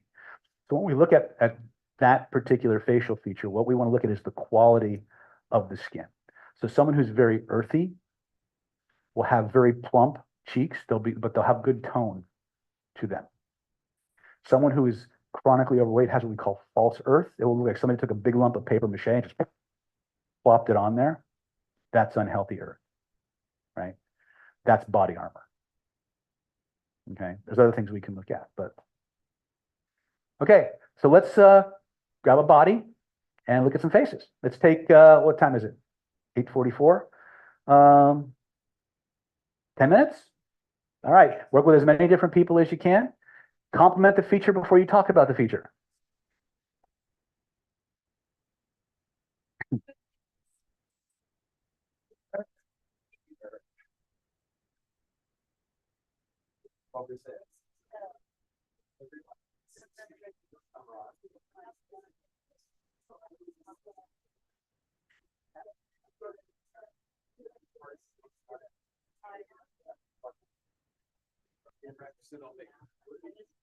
Oh, okay, so we have a little pizza this week, yes. Right, that's, yeah, so, I see skepticism, you're.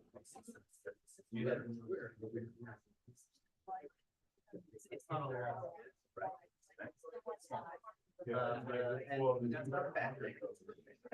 You know, we want to be fed, crap all the time. I'm pretty happy I see some places like that, right? Happiness, right? Well, here's the funny thing, I have done video for over 3 years. Right? Every seminar, every, but when I'm running video, I'm not. Yeah, let's take attention. That's what it's like down. The reverse on there, and so it's really not the most efficient way to learn that stuff, but you pick up stuff, right? So,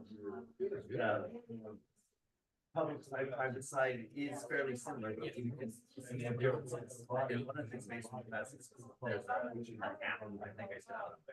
You take a picture of each side of your face and compare the two. Take a picture today and then take a picture 2 weeks from now and see how they've changed. Compare them side by side or symmetry, right? I have to look at something. That's why his personality and how you Right. And so I'll begin. I believe the mask we have is the mask that we're presenting. But you know that there's a different mask that you put on when you're making a sale to somebody, a hard salesperson, or somebody who's a pushover of sales, because they have a bunch of products. Or when you are just out in a social context talking to people, right? I mean, you can see the difference in yourself.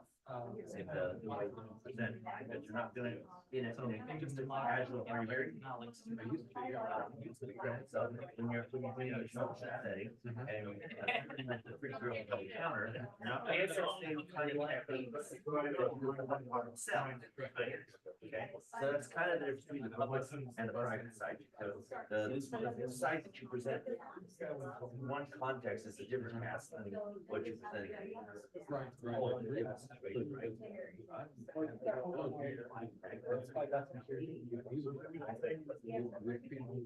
See what I mean? Like, it's just-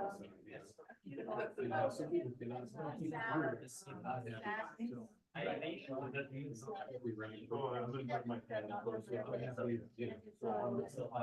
your left side, I have a little bit, but not very. Goes over, comes down a little bit, your lobby, so what is it that you really know about the politics? Really enjoy it. Right? But you don't do it. I didn't do so.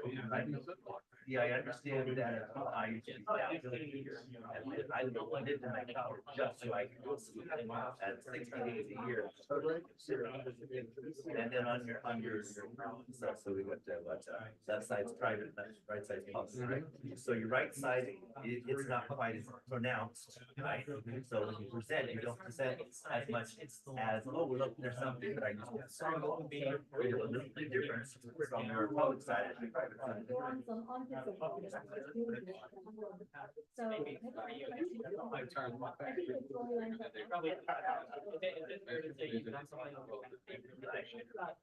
And it's still, speaking of the bags, you know, it's covered the actual bag themselves.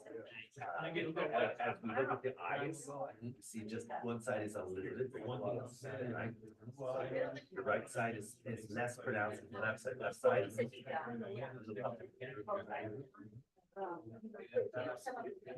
When you drive the vehicle, you can't. Depends on your chin.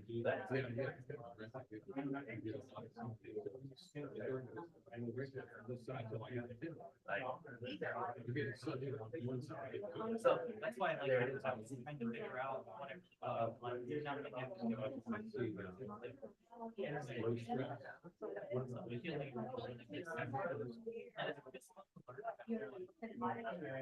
I'm not.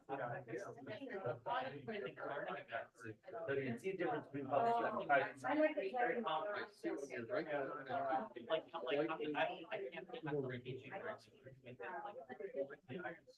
I don't think so.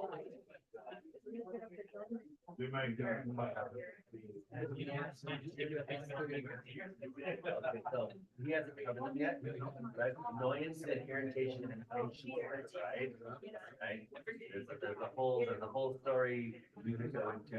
And every time we get to this class, somebody else says, whatever that thing about, it's like, I don't generally like public spaces. I'm not a very private side. Holy crap. I have no idea. And it's easy to do. You can put it for free. But I can also alter it when I want to. Because when I'm thinking structural thoughts, I can lower it. But do that in the class, we actually lower it. That's important. That's important. Just to I've had people say, I can look at it, check the one person. And then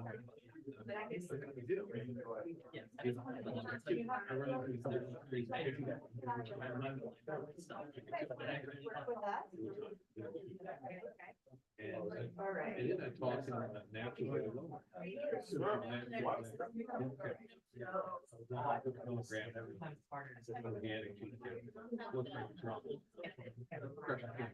Mine used to be. But the it was very fast. Very important because it sneaks up. Blood pressure sneaks up. Right. It hits you. I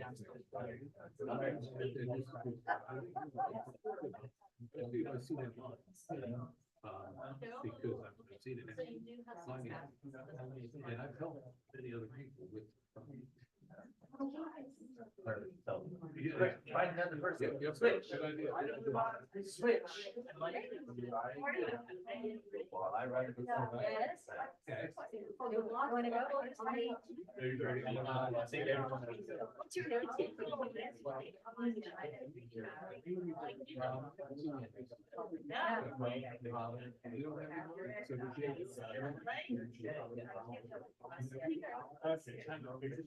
Oh,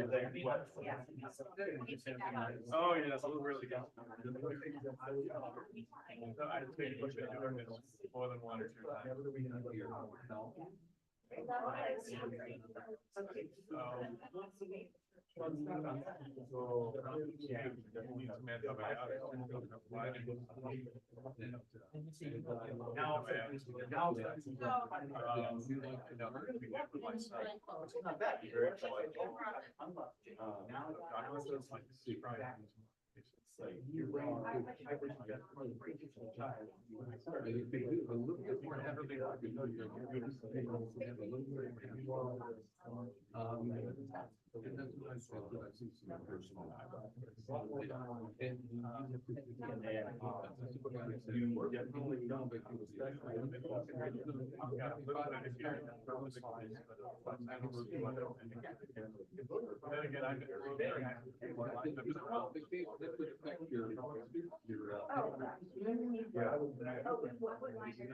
That is. I see.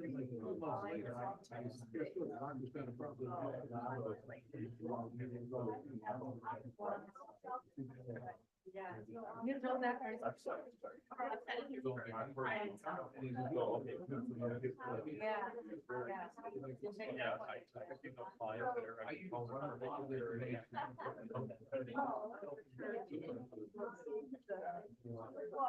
You're like.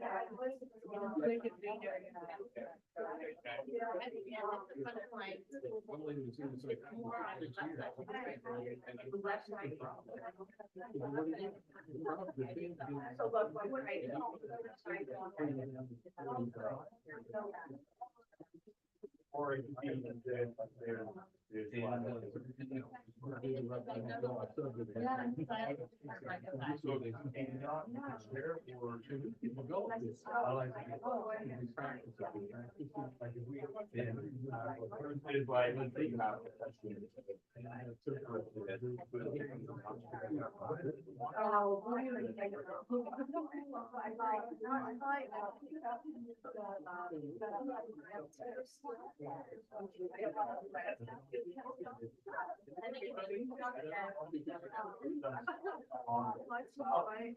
Yeah, also, do you want to do it for? I don't get it.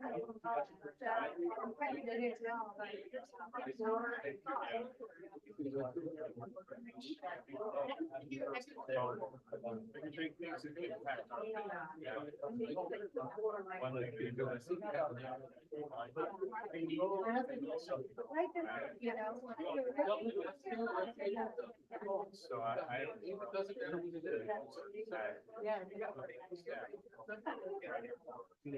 Also. And she looks. Very much like her. I don't know. So let me tell you how to do it. So, you're on purpose. You're on purpose. You're like, on purpose. And That's our double song, David. thanks for asking. I enjoy it. Definitely. And see, it's quite soft, but not too much. Yeah, personal.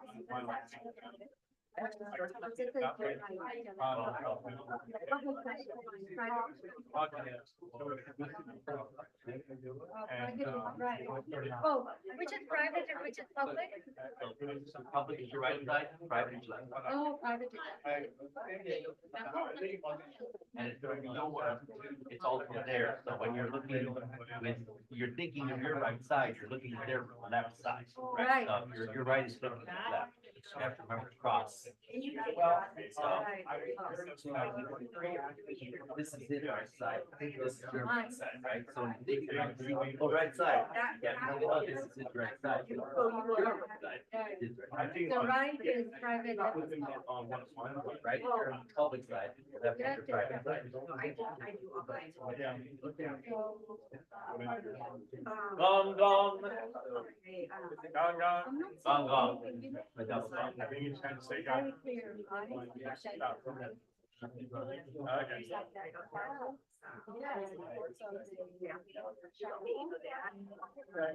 Here we go. Sometimes you just have an impulse. So the question was asked, Testing, testing. The question was asked, what about the lines that go across the forehead? Okay.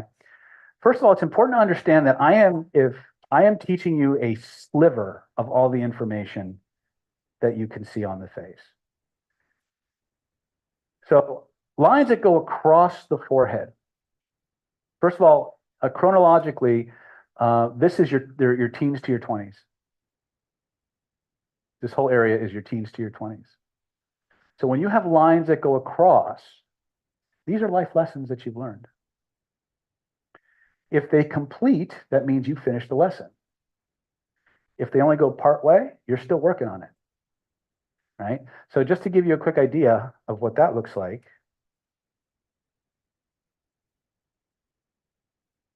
we can track your life up to about 120, give or take. So for men and women, this is teens to 20s. But the men map goes from left to right. The female map goes from right to left. Same markings, okay? Now, what's interesting, remember I said that part of face reading was divinatory. This is, again, right turn into woo-wooville. But a lot of times, when you have a life event, you will mark at the age. Sometimes, if you get a marking before you reach the age, it means something is waiting for you. Okay? One of the other crazy things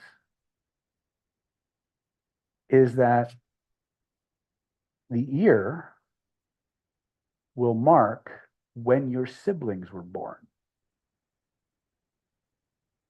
So people would go to Lillian and say, can you tell me when I'm going to have my next baby? And she would say, no. You're going to go, why? Because your children aren't here. See, the mother doesn't mark. The sibling marks. It's very weird, right? So again, there's a whole way to read the ear and stuff like that, but it's accurate more than it isn't. It's crazy, right? But you're not going to go into a business meeting and say, oh, your sibling was born when you were 7. That'll get you shown the door really quick, right? You'll also mark just from the Jing training side, you'll also mark birth trauma. Like if you had trouble in utero or when you were born, it'll mark at your ear. Right? Yes. Microphone. Oh. Why am I the only one who uses the mic? There's the only one asking questions. What about the appearing and disappearing marks? Like, for example, I actually have 2, but they appear and disappear throughout, like, the weeks. Like, there'll be like a week or so that it starts appearing, and another week or so it disappears. So what's about? Sounds like it's something you're processing, but it probably comes up when you're doing certain activities and goes away when you're not.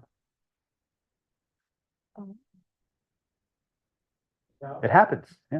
okay, now, in some other video, you mentioned that there was a woman who did a beautiful thing on body language on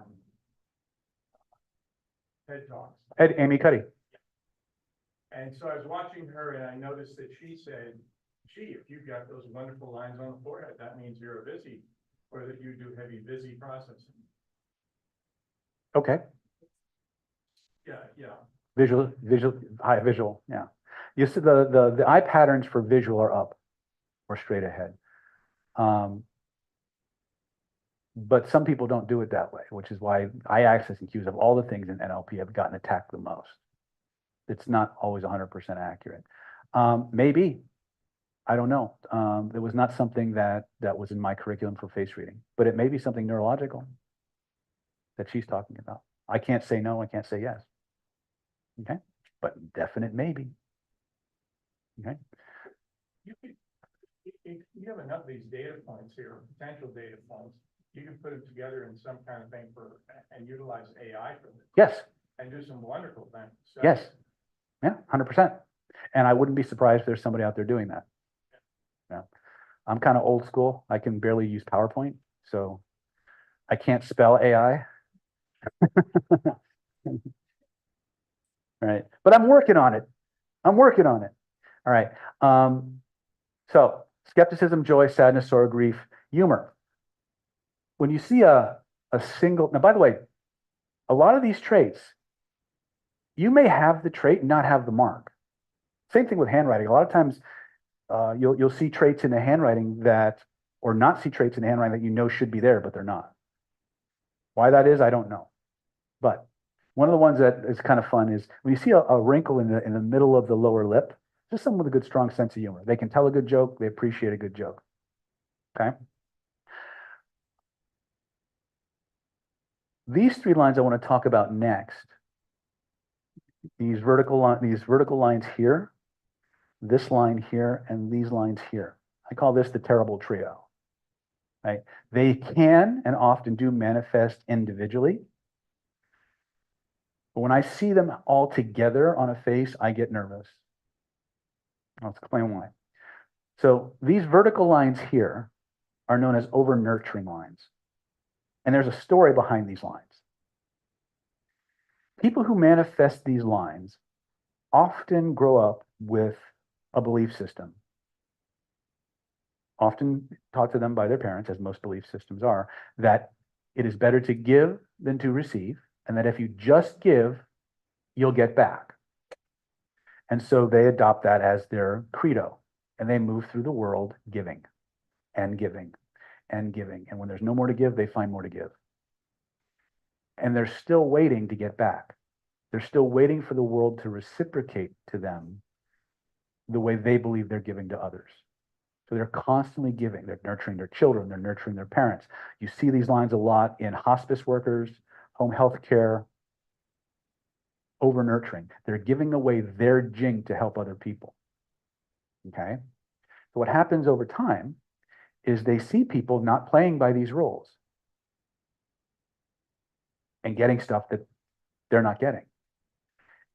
And that over nurturing, that constant giving, leads to disappointment, which is a wrinkle that comes down from the mouth.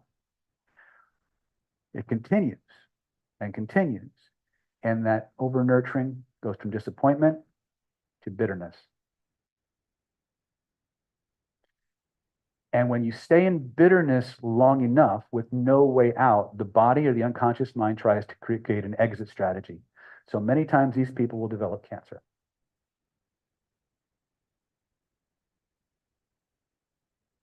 Doesn't mean if you have these three lines, you're going to get cancer. So avoid taking that as a suggestion completely. What it does mean is that if you've got these lines and you've got these lines, you need to work on you. You need to stop focusing on others and start nurturing yourself to the point where you feel guilty about it and nurture yourself some more.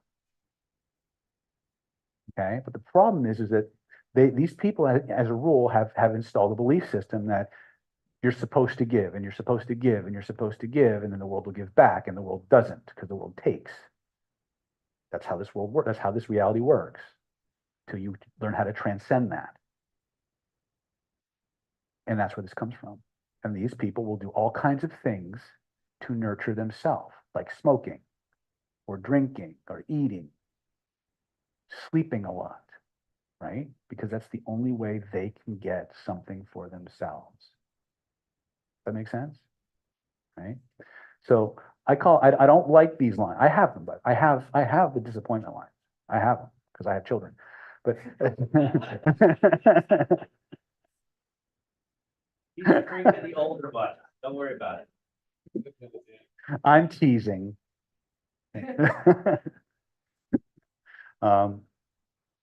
So the next one I want to talk about is, and then we'll let you guys break up and look at these. The chin. The chin is a major water area on the face. Now, the water element of the body relates to your jing. It relates to the emotions of wisdom and fear, and anything that is in that range. So doubts, they come from the kidneys. Lack of support, kidneys. Okay. The chin is a measurement of your strength of your will. Like when you're faced with adversity, how much can you pick yourself up by your bootstraps and just will yourself to do something? Okay. So what happens a lot of times when we experience a lot of fear that we haven't processed, it will start to mark in the chin area. Now, Lillian has these in her, this is from her book. She has these as lines and wrinkles on the chart. I have never seen them as lines and wrinkles. What I see, if you ever see an orange, the dimpling on the orange skin, that's what you see in the chin. Now, sometimes it's only there when they do something like that, but if it's there and they're not doing that, that's chronic fear. That's fear that they've locked down. If some of you, I came around, I showed you the bags under the eyes. This is another major water area. If you see a lot of white puffiness here, that's a paralyzing fear. That's a fear that is keeping you from taking an action that just locks you up. And we need to work on that, those kinds of things. So if you see a lot of dimpling in the chin area, this is somebody who's got a significant amount of fear that they've been holding on to or still struggling with. Okay. Sorry? Not always. In fact, what's interesting is I see the pouches under the eye more than I see the dimpling on the chin. That's just a sample, the population I've seen so far. But I see this a lot. Like a lot of you have this. Right? So we need to work on your kidneys, basically, your kidney energy, your water energy. There is one other fear marking, and it doesn't really appear in Lillian's book. It's in her private courses and stuff like that. Sometimes you'll see lines, wrinkles that start here and kind of circle around the chin. Lillian says that that's what we call fear of death. As people get older, they start to feel the shuffling off of the mortal coil, and that starts to kind of manifest. Time goes on. So, all right.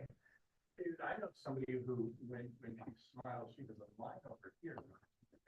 Yes, that's usually reproductive issues, and it's a fertility issue.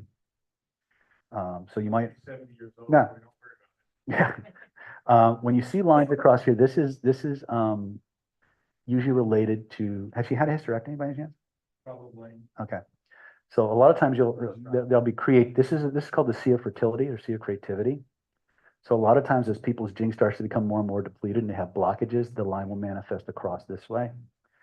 Philtrum is one of the really powerful areas of the body. We can learn a lot about a person, how a person is going to age, or how they're more precisely, we can measure how a person is going to get access to their jing as they age. So you'll have people. I'll circle back to this in just a moment. So you'll have people that have this kind of a philtrum. You'll have people that have a straight philtrum. And then you'll have people that have the this kind of. So this person with a straight philtrum, the line, the space between the base of the nose and the upper lip. Oh, okay. Yeah. So when you see a very straight line, this is someone who's going to get a steady access to their jing as time goes on. So like they're strong when they're young, they're strong at middle age, they're strong when they get older. People with this kind of philtrum, these are usually your high school athletes. I'm kidding, but these are the people who peak early. They have a lot of energy in their youth, and as they get older, that energy diminishes and diminishes and diminishes and diminishes and diminishes. People with this kind of philtrum start off life relatively weak in constitution, physical vitality, things of that nature. And as they age, they get stronger. Okay. Once again, the length and shape and depth of the philtrum will tell us how much creative energy the body has. Usually someone with a very wide, very long philtrum is meant to have lots of babies, either physically or cognitively. They have a lot of creative energy and it has to be used or it's going to turn against you. So people with long, deep, strong philtrums are built for lots of babies. If they're not going to have babies, they should create works of art, books, something. That energy has to go somewhere, and that's how you make the most use of it. right? When you see a line right across, that's a Jing blockage. There's a blockage in that energy somewhere. Usually emotional, sometimes lifestyle. A lot of times it's a little bit of both. Okay.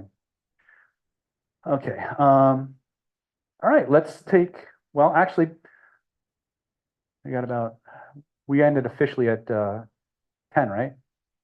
Okay. So here's what we're going to do. Before we break up to do this group, I want to give all of you a gift for coming out. And I told you guys, I give you guys all the best stuff, right? I try to anyway. So what I've done, usually to walk in my door, back when I was seeing clients on a full-time basis, it was like it's $3,000 to walk in my door now. But for everybody who came out tonight, I'd like to offer you all a free gift. I'd like to offer you 30 minutes of Moss's time.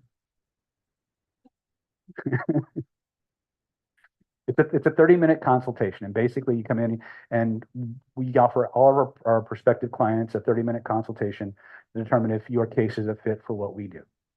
If during that consultation you pass our screening, we'll discuss strategies and tactics for helping you get your stuff resolved in the shortest amount of time possible. If we can help you, we will.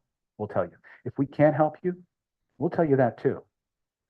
Because our success rate is based on the people we can help and knowing where that line is. So we're not going to waste your time. We're not going to waste your money. The consultation is my gift because Moss is my protege. I have a lot of other things going on, and I trust Moss implicitly. He's been at more trainings than McDonald's sells hamburgers, and he sees a lot of clients. He's a trained face reader. He's a trained hypnotherapist. He's going to get his doctorate in Chinese energetic medicine probably in the next 6 to 8 months. He's going to graduate. He should be graduating with me, but scheduling, right? Anyway, the 30-minute consultation is my gift to you.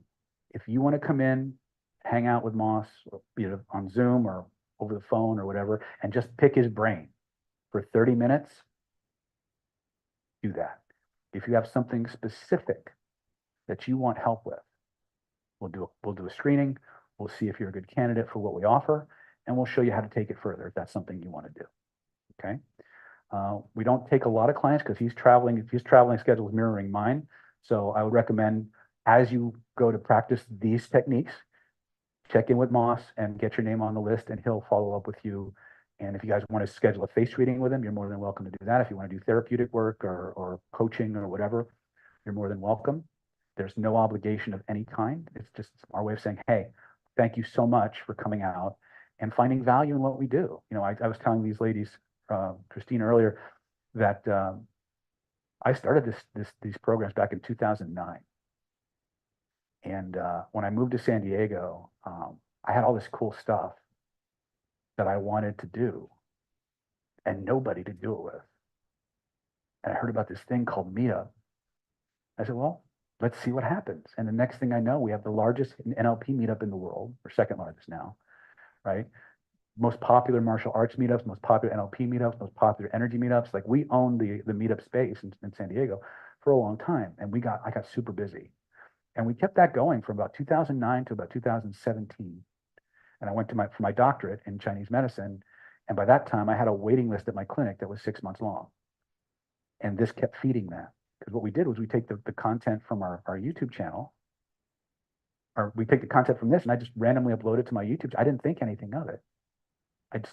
I'm an accidental YouTube star. I had no idea. Like 6 months later, I look at my channel. I've got like 8,000 subscribers. I have no idea how that happened. But these mofos would like binge watch us on YouTube, stalk me on Facebook, and then somehow find the phone number for the clinic. Like that's what they had to do to get to, and I still had a waiting list 8 months long.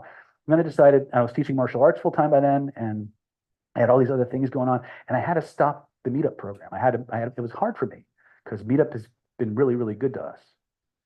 And it helped me meet a lot of people and help people get change. That's because that's what I do, right? But I had to step away.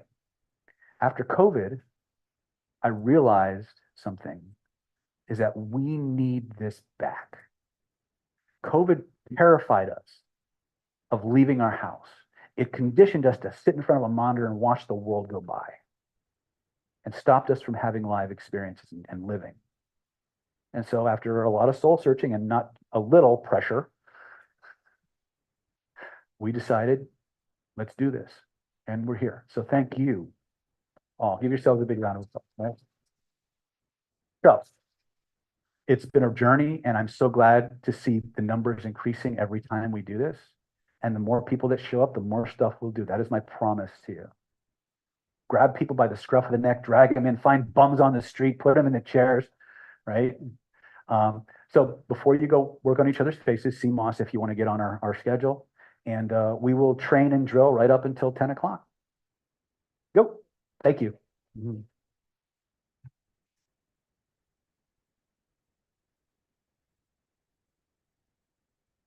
Yes, sir. Okay. Okay.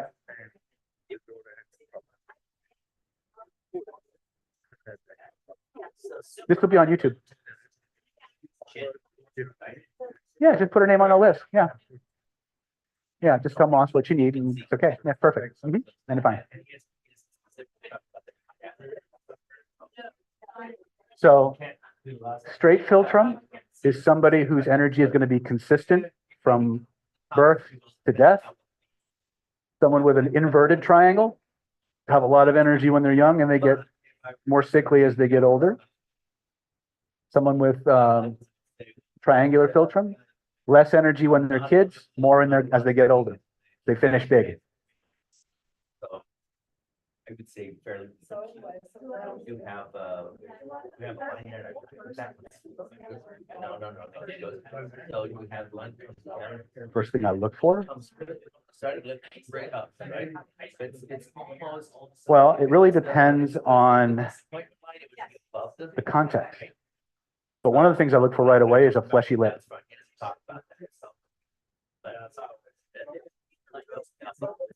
Face reading and Chinese medicine. Inner and outer canthus. Eyes. I'm going to look at their mouth and I'm going to look at their eyes. And That's not their wrinkles I'm looking at. Size, shape, and symmetry. Yeah. We're not done yet, you know. I know, but I have to go. I have to This is what I wanted, was just an introduction. Now I know who you are, and are you having these on a regular basis? We're trying to, yeah, once or twice a month. And same thing? No, it's different content, different topic every time.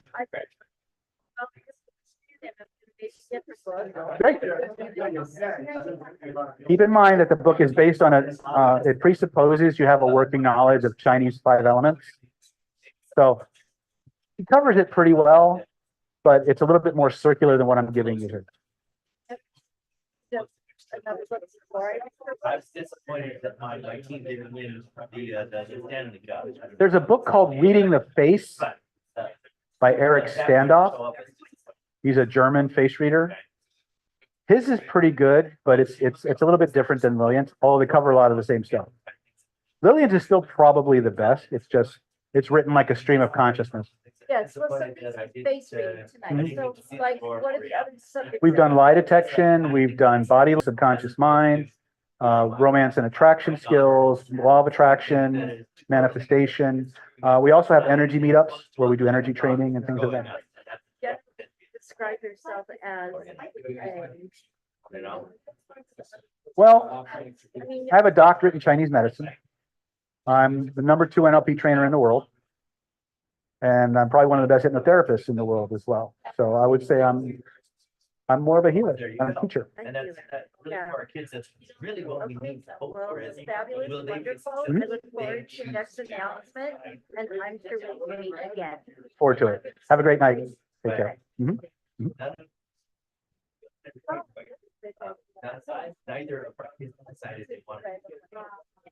I covered that. It's lost love. Don't want. That's line it starts to travel across and comes down, but That's good. Really has to get.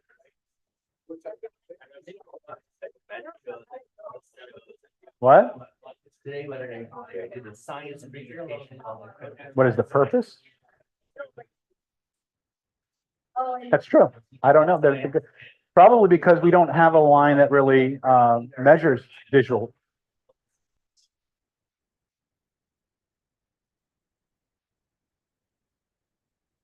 course they do. Every single one of them. And Not everybody has every line. maybe playing with writing books that you have a couple ideas for children.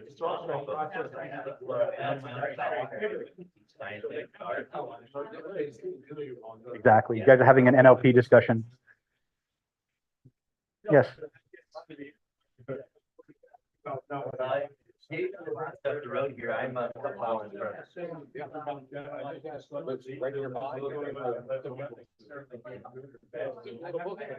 A book, David, a book. Shut up.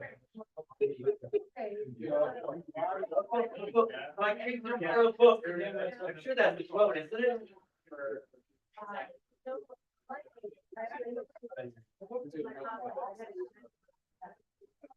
How we doing?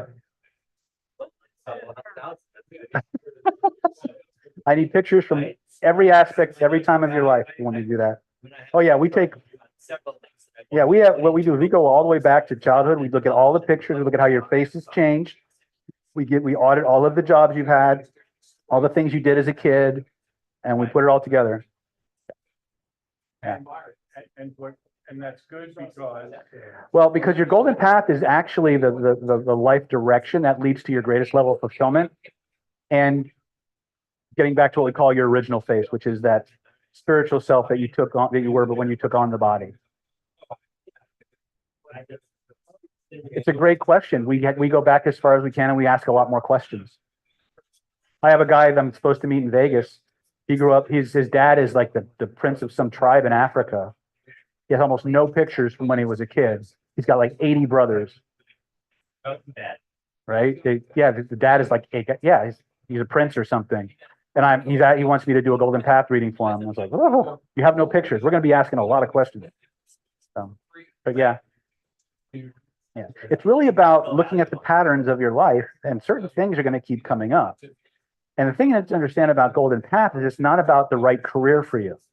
It's about a life direction which could host or accommodate any number of careers, right? But it's the path that leads to the greatest potential fulfillment for you, where everything lines up. And what's interesting is when people get on it, they tend to get healthier faster, and they tend to live longer and younger. Just from taking up suggestions and more. Oh, yeah, that's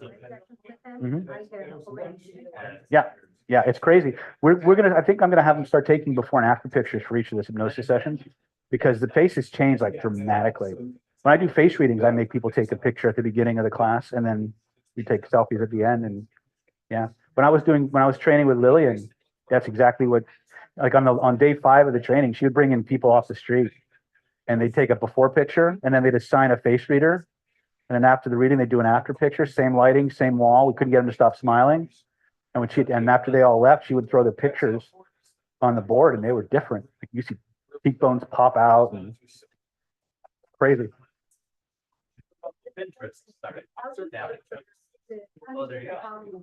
Disempowerment.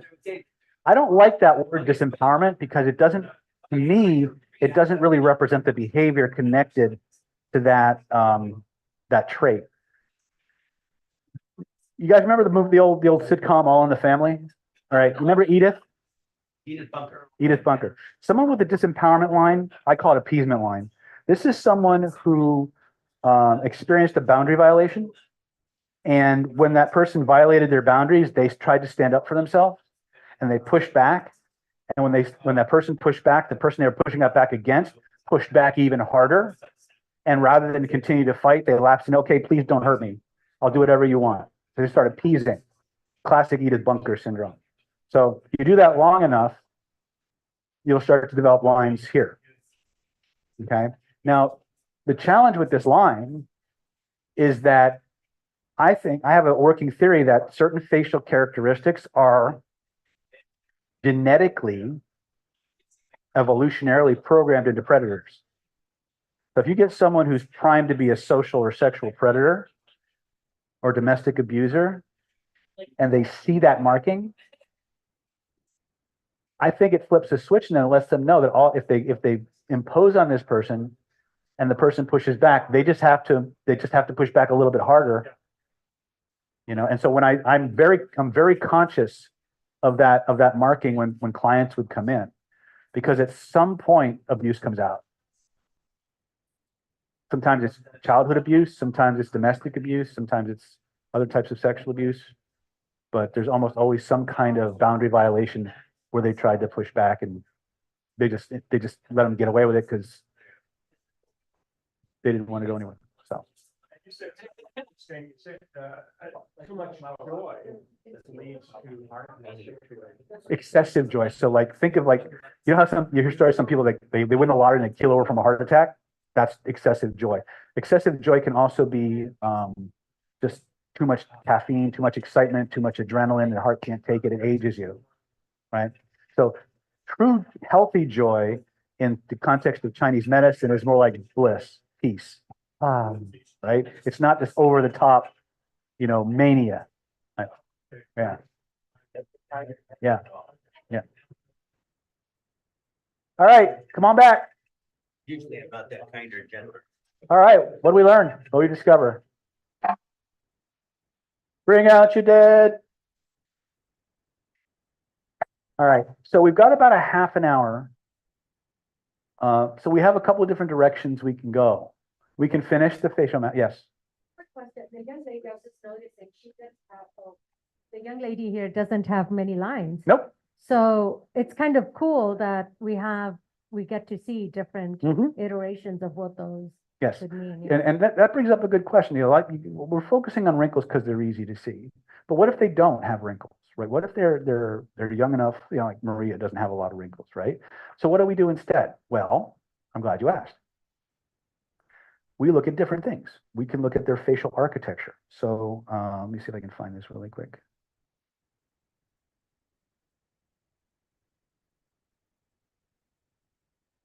We don't want you to feel guilty. Oh, don't worry, I'll guilt her later. In case like this is my daughter, Kasia. So, where's the face reading book? Well, what? Oh, Lillian's book is Face Reading in Chinese Medicine. Lillian Pearl Bridges. Trying to find. I want to find my manual. Maybe I'll just do it this way.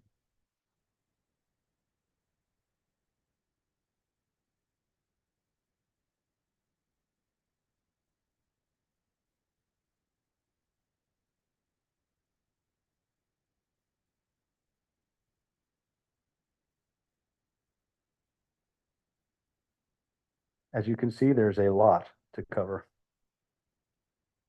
So if you guys want to, for those of you who are interested, and this is just an afterthought, I just realized we have a face reading class coming up in December. So if anybody would like, it's going to be, I think we're going to be doing Jing, or actually no, it's face reading for fun and profit. So it'll be a introductory. It's my explanation of Lillian's material without the Chinese medicine stuff. So you don't need to. It's going to be 3 days. Yeah, we can do it in 3 days because we're not doing 5-element weird stuff. I'm doing that primarily because most of you are here for influence and profiling applications. And a lot of you don't have a background in Chinese medicine. So this will get you up and running super quick. And by the end of the 3rd day, you'll be able to profile a face in 90 seconds or less. Okay. Moss, what's the current price on face reading? I was trying to find my manual, face reading manual. It's not showing up. Is this it?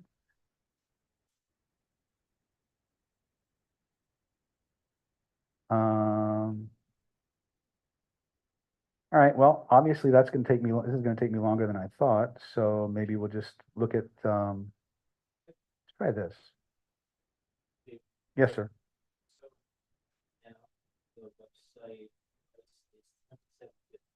Okay, 2750. We'll probably be doing an early bird. It's kind of far off right now. Probably be doing an early bird at some point. So you might just want to get on Moss's list. So if you're interested in that. Now here's something interesting. It says, what is possible with face reading? Mm-hmm. I just like the concept, become socially magnetic and charismatic. I'm sure nobody is opposed to that in here. Mm-hmm. How do we become socially magnetic and charismatic? But let me ask you a question. When I was talking about how I can read people's faces, what did you want? Every single one of you wanted me to read you. Right? Can you tell me? Oh, or you were terrified that I would read you, right?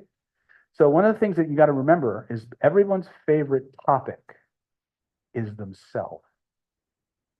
And I've tested this with handwriting analysis. I've tested this with face reading and any other, and cold reading for that matter. I actually teach people how to cold read. This is different because now your readings are actually warm, but a lot of the structure is the same. But what happens is when you become somebody that can demonstrate a knowledge of people and you start talking to a person about themselves, every part of their neurology fixates on you. Okay? How many people have ever heard of the echo technique? Oh, if you haven't, go binge watch my YouTube channel. Okay? The echo technique combined with this is devastating. Not so much, no, very different. Watch the one on, how to make someone fall in love with you in 20 minutes. It's good. There's a YouTube one, how to make someone fall in love with you in 20 minutes. Bit of an exaggeration, but it's excellent skill set. I've seen it happen faster.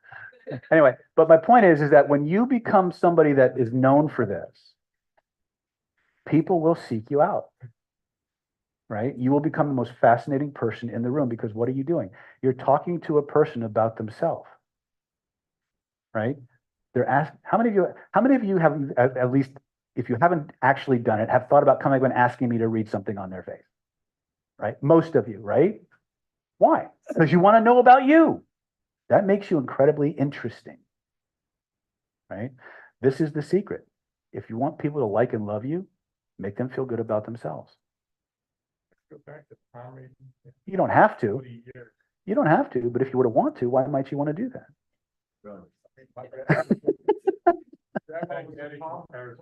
Yeah, and trust me, this is a major social influence skill. Okay, if you go to TikTok and you type in face reading, a bunch of those high view channels are my students or were my students. Yeah, right. I hate TikTok, so I don't do it. But and I have my reasons for that, right? But these are actually valid applications. But yeah, this is something the same thing happened when I was doing handwriting analysis. So I'd go to like bookstores and I would do stupid things like stand in the cashier line. And when I got to the cashier, I'd say, hey, write this down on a piece of paper. I'll tell you things about yourself your best friends don't know. And I would have a line of people screaming until they found out I did face reading. Then they didn't want a reading. And I would do this in the lobbies at movie theaters.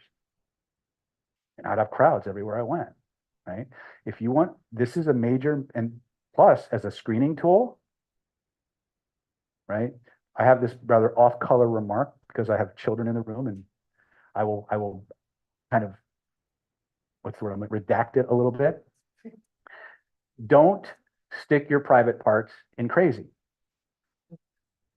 And don't let crazy stick its private parts in you. One of the best ways to figure out who's likely to go off, face reading. Okay, my daughter made the mistake of asking me, what's one of the traits I look for? That's like a hell no. I won't say it with the camera running, but there's a certain trait. We call it the histrionic lip.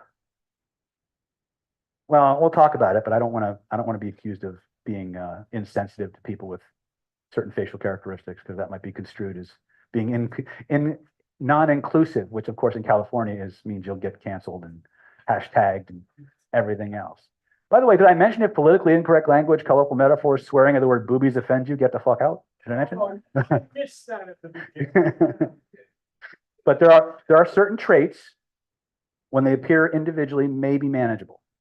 But when they manifest in clusters, certain things together, now you've got issues. So one of the things I want you to be very, very aware of, and by the way, the person with this trait, they will deny it up, down, left, right, till they shuffle off the mortal coil.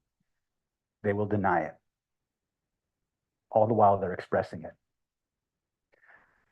when you look at a person's upper lip and you see a little extra flesh, you know, like when you were a kid and you were playing with Play-Doh or clay and you would pinch a little bit and it would stick up between your fingers and they have that little lip of flesh? Watch out. These people love drama.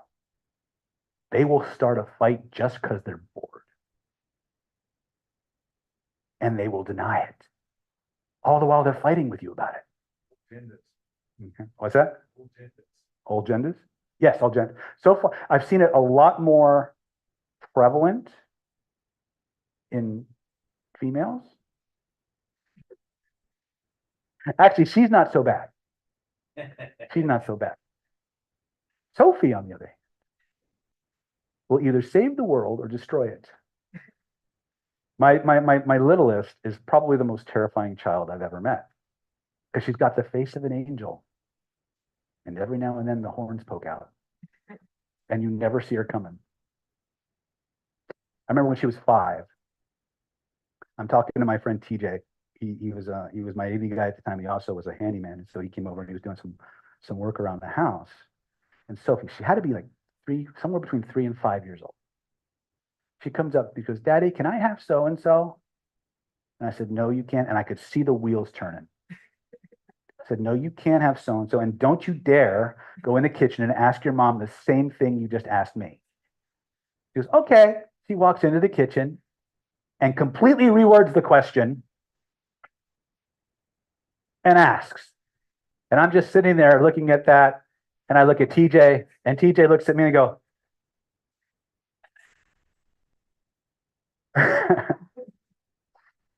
this is the child who very innocently were walking down the street. Said, Daddy, can I see your phone? Sure, honey. Would you hold my hand? And she opens my phone. She was 5.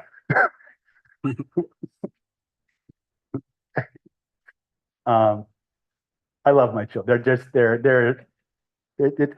But this one, I'm going to embarrass her. Fuck it. Right? And it's not an embarrassment, but it is. So I said, how old were you? Like 11, 10? It's like 10:30 at night, right? She comes padding into my bedroom. She goes, Daddy, I can't sleep. Can you hypnotize me? I said, sure, honey. So I put her into trance and I sent her back to her room. She wakes up all happy. We send her to school. I pick her up at school. We're driving home, her and her sister in the back. And as I'm driving, I hear, I hypnotized 10 people today. After I got control of the vehicle, I said, what? I hypnotized my friends today. I said, and what happened? They went into trance, but I didn't remember how to bring them out. So they were walking around like zombies for the rest of the day. She was 10. Nature, nurture.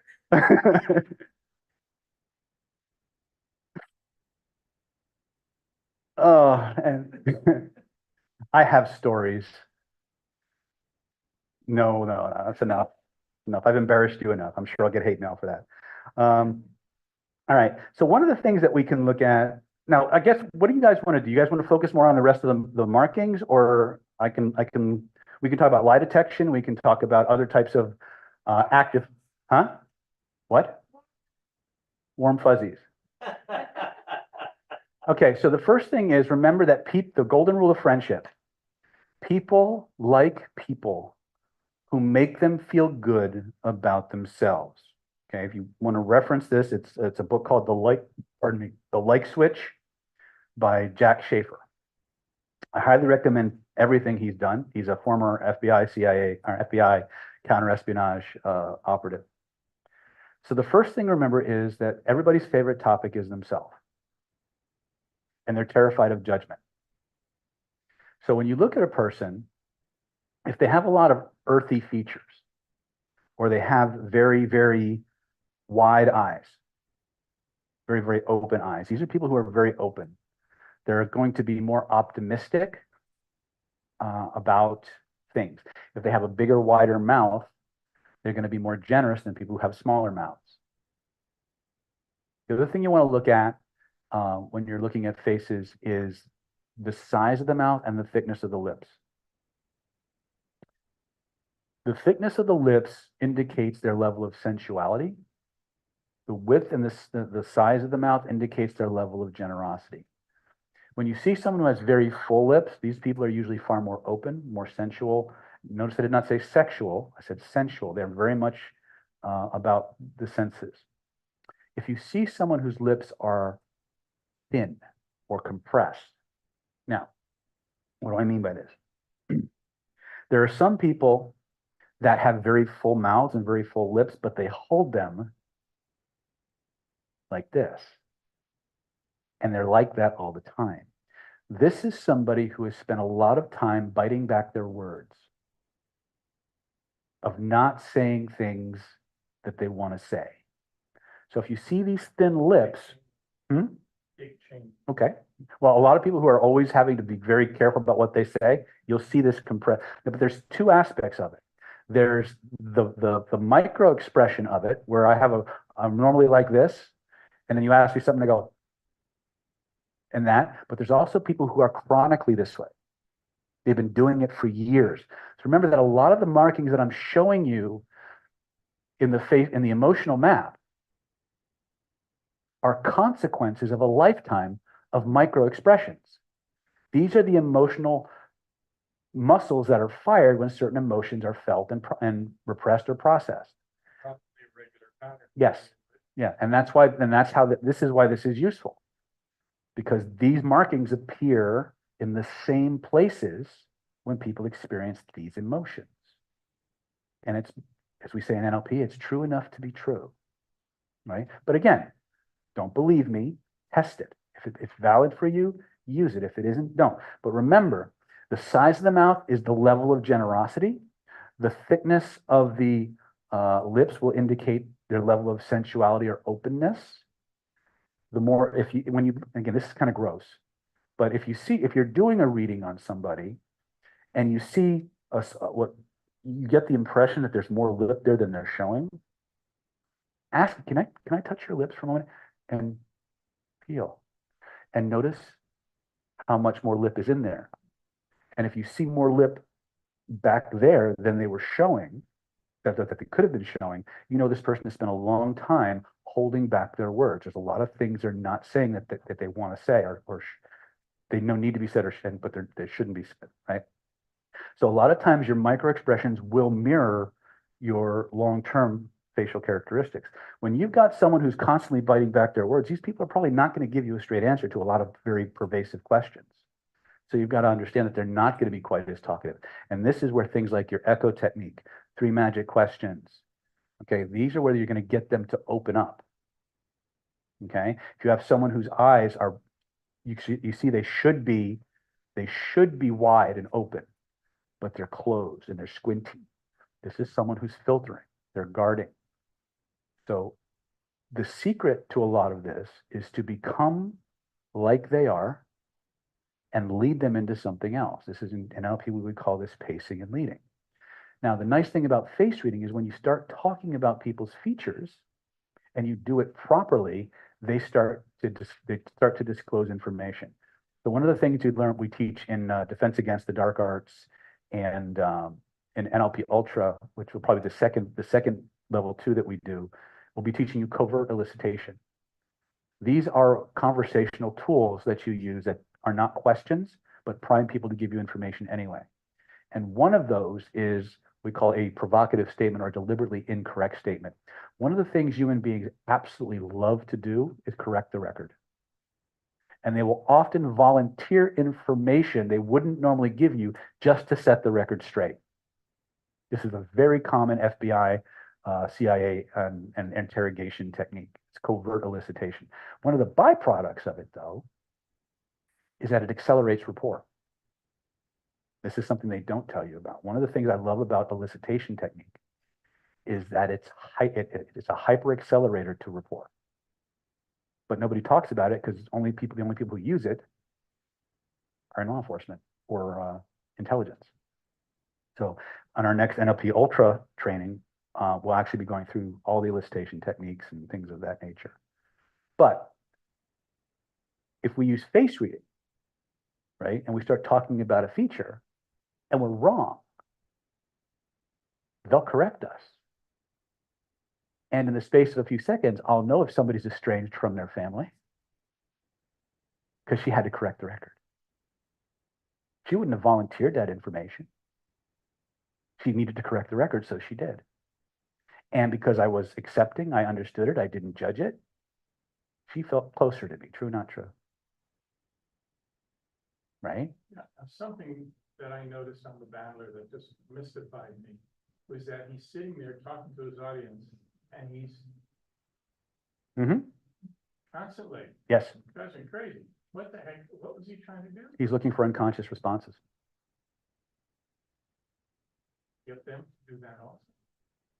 Yeah, it's called the common parlance for it is called the unconscious hello. A lot of people in the NLP world, they know about Milton Erickson, but a lot fewer people know about the other conversational hypnosis guy, Dave Dobson.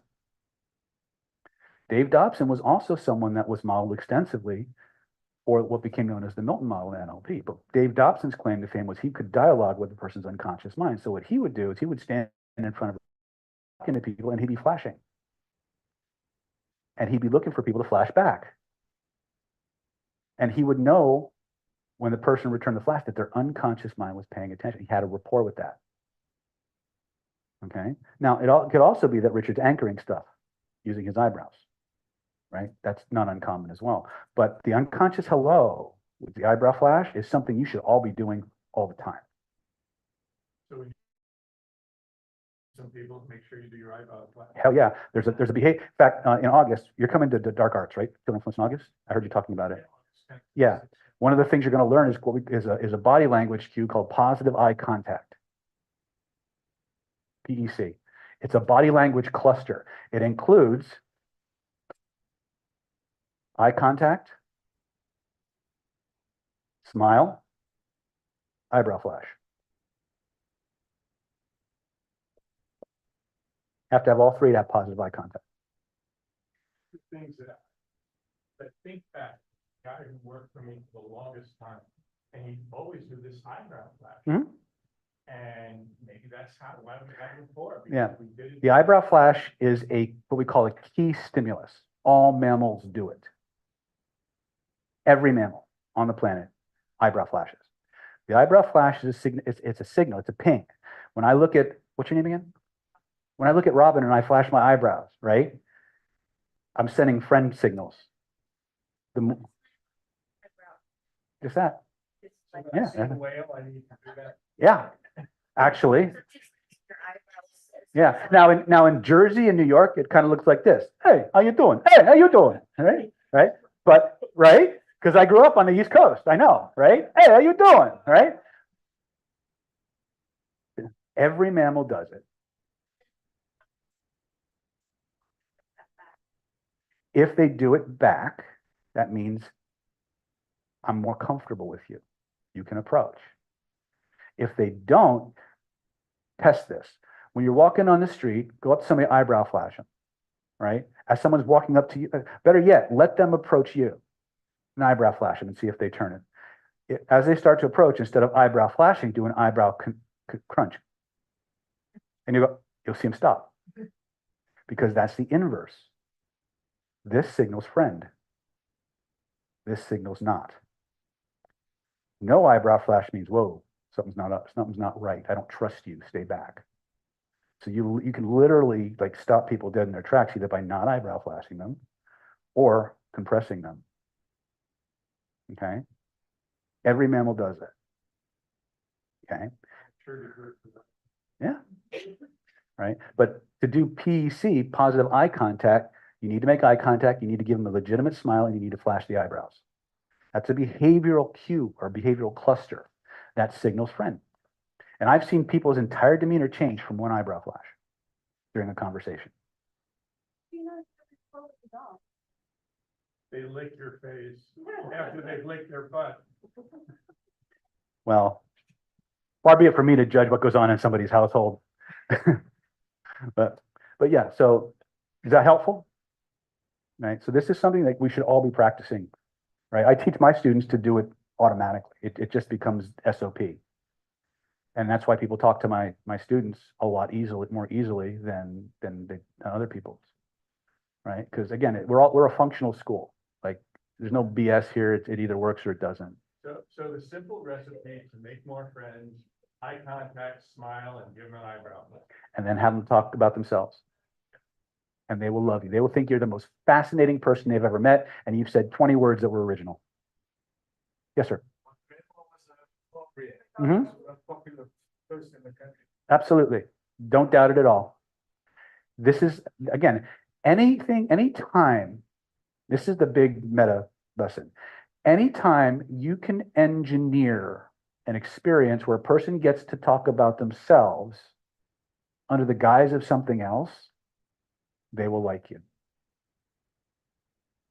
And once that door is open, you can do just about anything you want. Okay, in NLP, we have an old saying, and within this scope of rapport, everything is possible. Outside of it, very little. The only time that's not true is when you have a gun to their head or an overwhelming amount of perceived authority in their world. That's about the only time that you don't need rapport. If you have enough authority, then the nervous system will tend to capitulate with whatever you tell it to do. Yes. Okay, you said you could tell someone how someone reacts to authority. How do I react to authority? Oh, you? Yeah.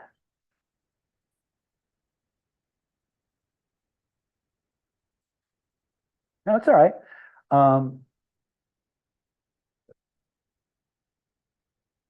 How does she react? Well, first of all, she does not like to be told what to do at all. It's her way or the highway.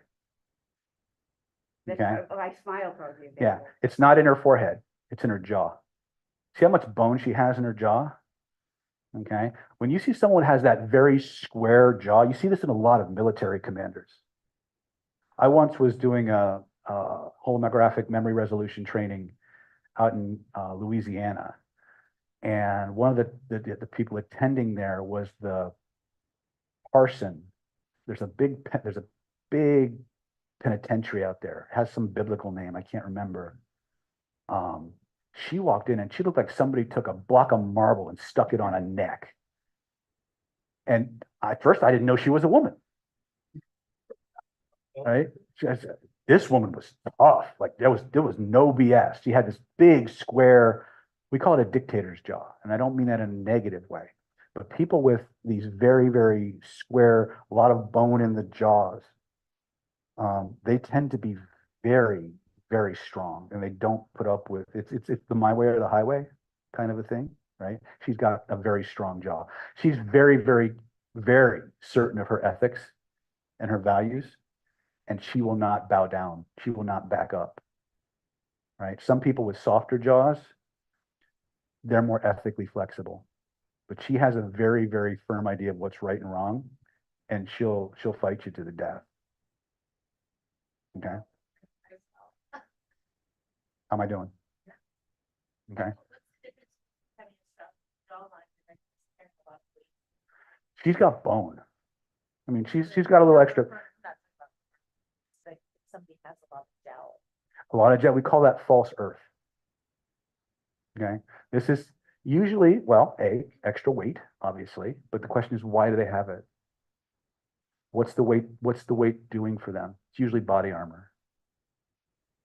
Usually body armor. So people who are, my teacher, Jerry Kine, used to say, when somebody's like 20 pounds overweight, that's lifestyle. You start getting to 30, 40, 50, 80 pounds overweight, that's body armor. The weight isn't the problem. That weight's there to protect them from something. And you need to get to that. So when you see these jowls, especially like the false earth, there's other stuff there, right? 99% of what we're doing is going to be uncovering emotions that are trapped in the body. And then through energetic means, provocation, uncovering techniques, NLP, whatever modality is necessary to uncover that, that's what we're going to use, right? But we have certain principles that we use when we dialogue with a nervous system that lets us kind of zero right in on what the core issue is. And one of the things that we discovered, and I'm just going to share with this because it's just at the top of mind right now, you have Moss and I and Anthony, we trained a lot in energetics. I have more energy healing credentials than McDonald's sells hamburgers. It's like stupid, right? But I'm also very well known all over the world for hypnosis, neurolinguistic programming, and really fast healing. And there's some overlap, but one of the things where there's a very, very marked difference in the disciplines is that what Moss and I do clinically in hypnosis, NLP, HMR, it's very targeted. People come in with a very specific issue that they want to get fixed. And we dialogue with the nervous system and we find that Gordian knot, that plexus of interrelated issues that are creating the problem, right? So the person comes in knowing a lot of times what needs fixing. They don't know why they're manifesting that, but they know it needs fixing. But a lot of your more medical qigong practices are a little bit different, especially your alchemical and cultivation practices. You start doing things, we have exercises that provoke the tissues. We always say the issues are in the tissues, but sometimes we don't know what's there.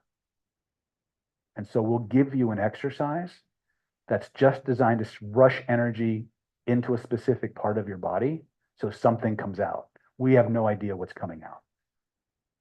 So you can think of these more medical qigong exercises as general negativity and general provocation training. And if you're going to be on a path of spiritual alchemy or things of that nature, you're going to be doing a lot of that. But on a very strategic, I've self-sabotage. I have, a fear of heights. That's a very direct, very targeted ask.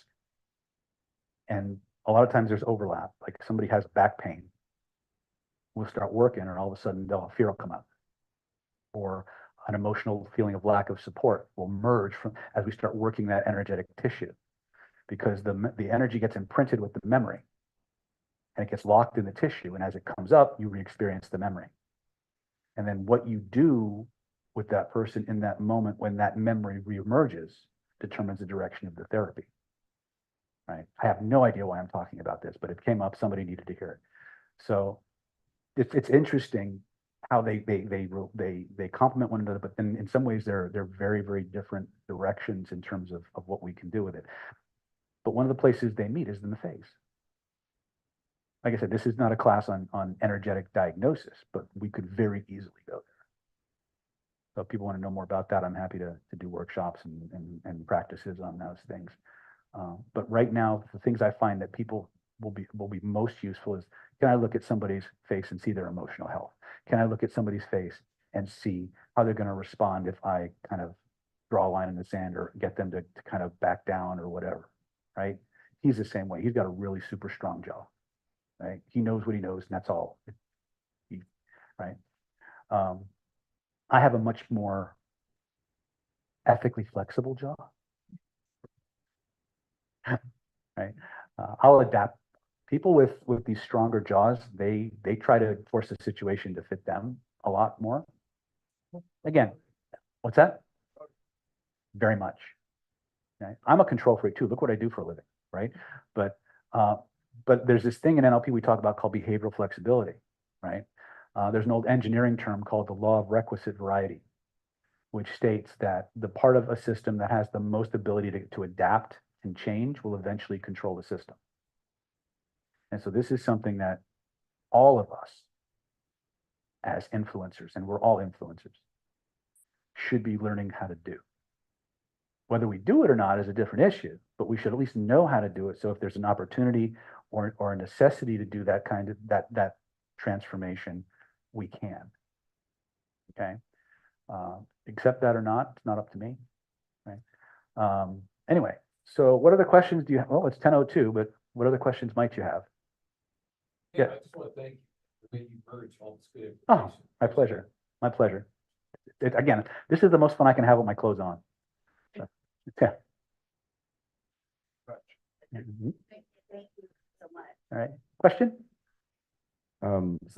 Something I've noticed, more I guess confirmation, but when I do, let's say the magic frame, Mhm. oftentimes I'm doing it from a physical, like I feel this physical sensation. Mhm.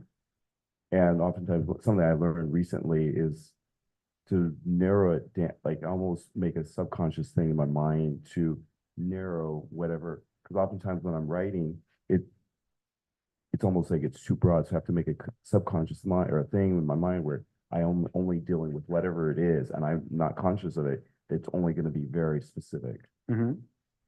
Um, Is there a question? is that just my making up a mind? But I'm Let me ask you assuming, something. Did it work? yes. Then it's right. We have a rule. There's always two questions I get asked at every training. Were they deep enough? Because I do a lot of hypnosis, right? Everything is hypnosis as far as I'm concerned. If you ask Bandler, nothing is hypnosis, but that's a different class, right? And did I do it right? The answer is the same for both questions. Were they deep enough? Did you get the result you were going for? Uh-huh, then you did it. Then they were deep enough. Did I do it right? Well, did you get the result you were going for? Yeah, then you did it right. Something you can take home, and this goes to this whole ability of warm fuzzies and being the most fascinating person in the room and all that stuff. Remember, the human nervous system never resists itself. What the nervous system creates, the nervous system accepts. And you'll never go wrong following that heuristic. Okay? Get people to talk about themselves, and they will tell you anything you want them to tell you. And you can get them to do practically anything you want them to do. And to quote Forrest Gump, that's about all I have to say about that. We'll see you next time.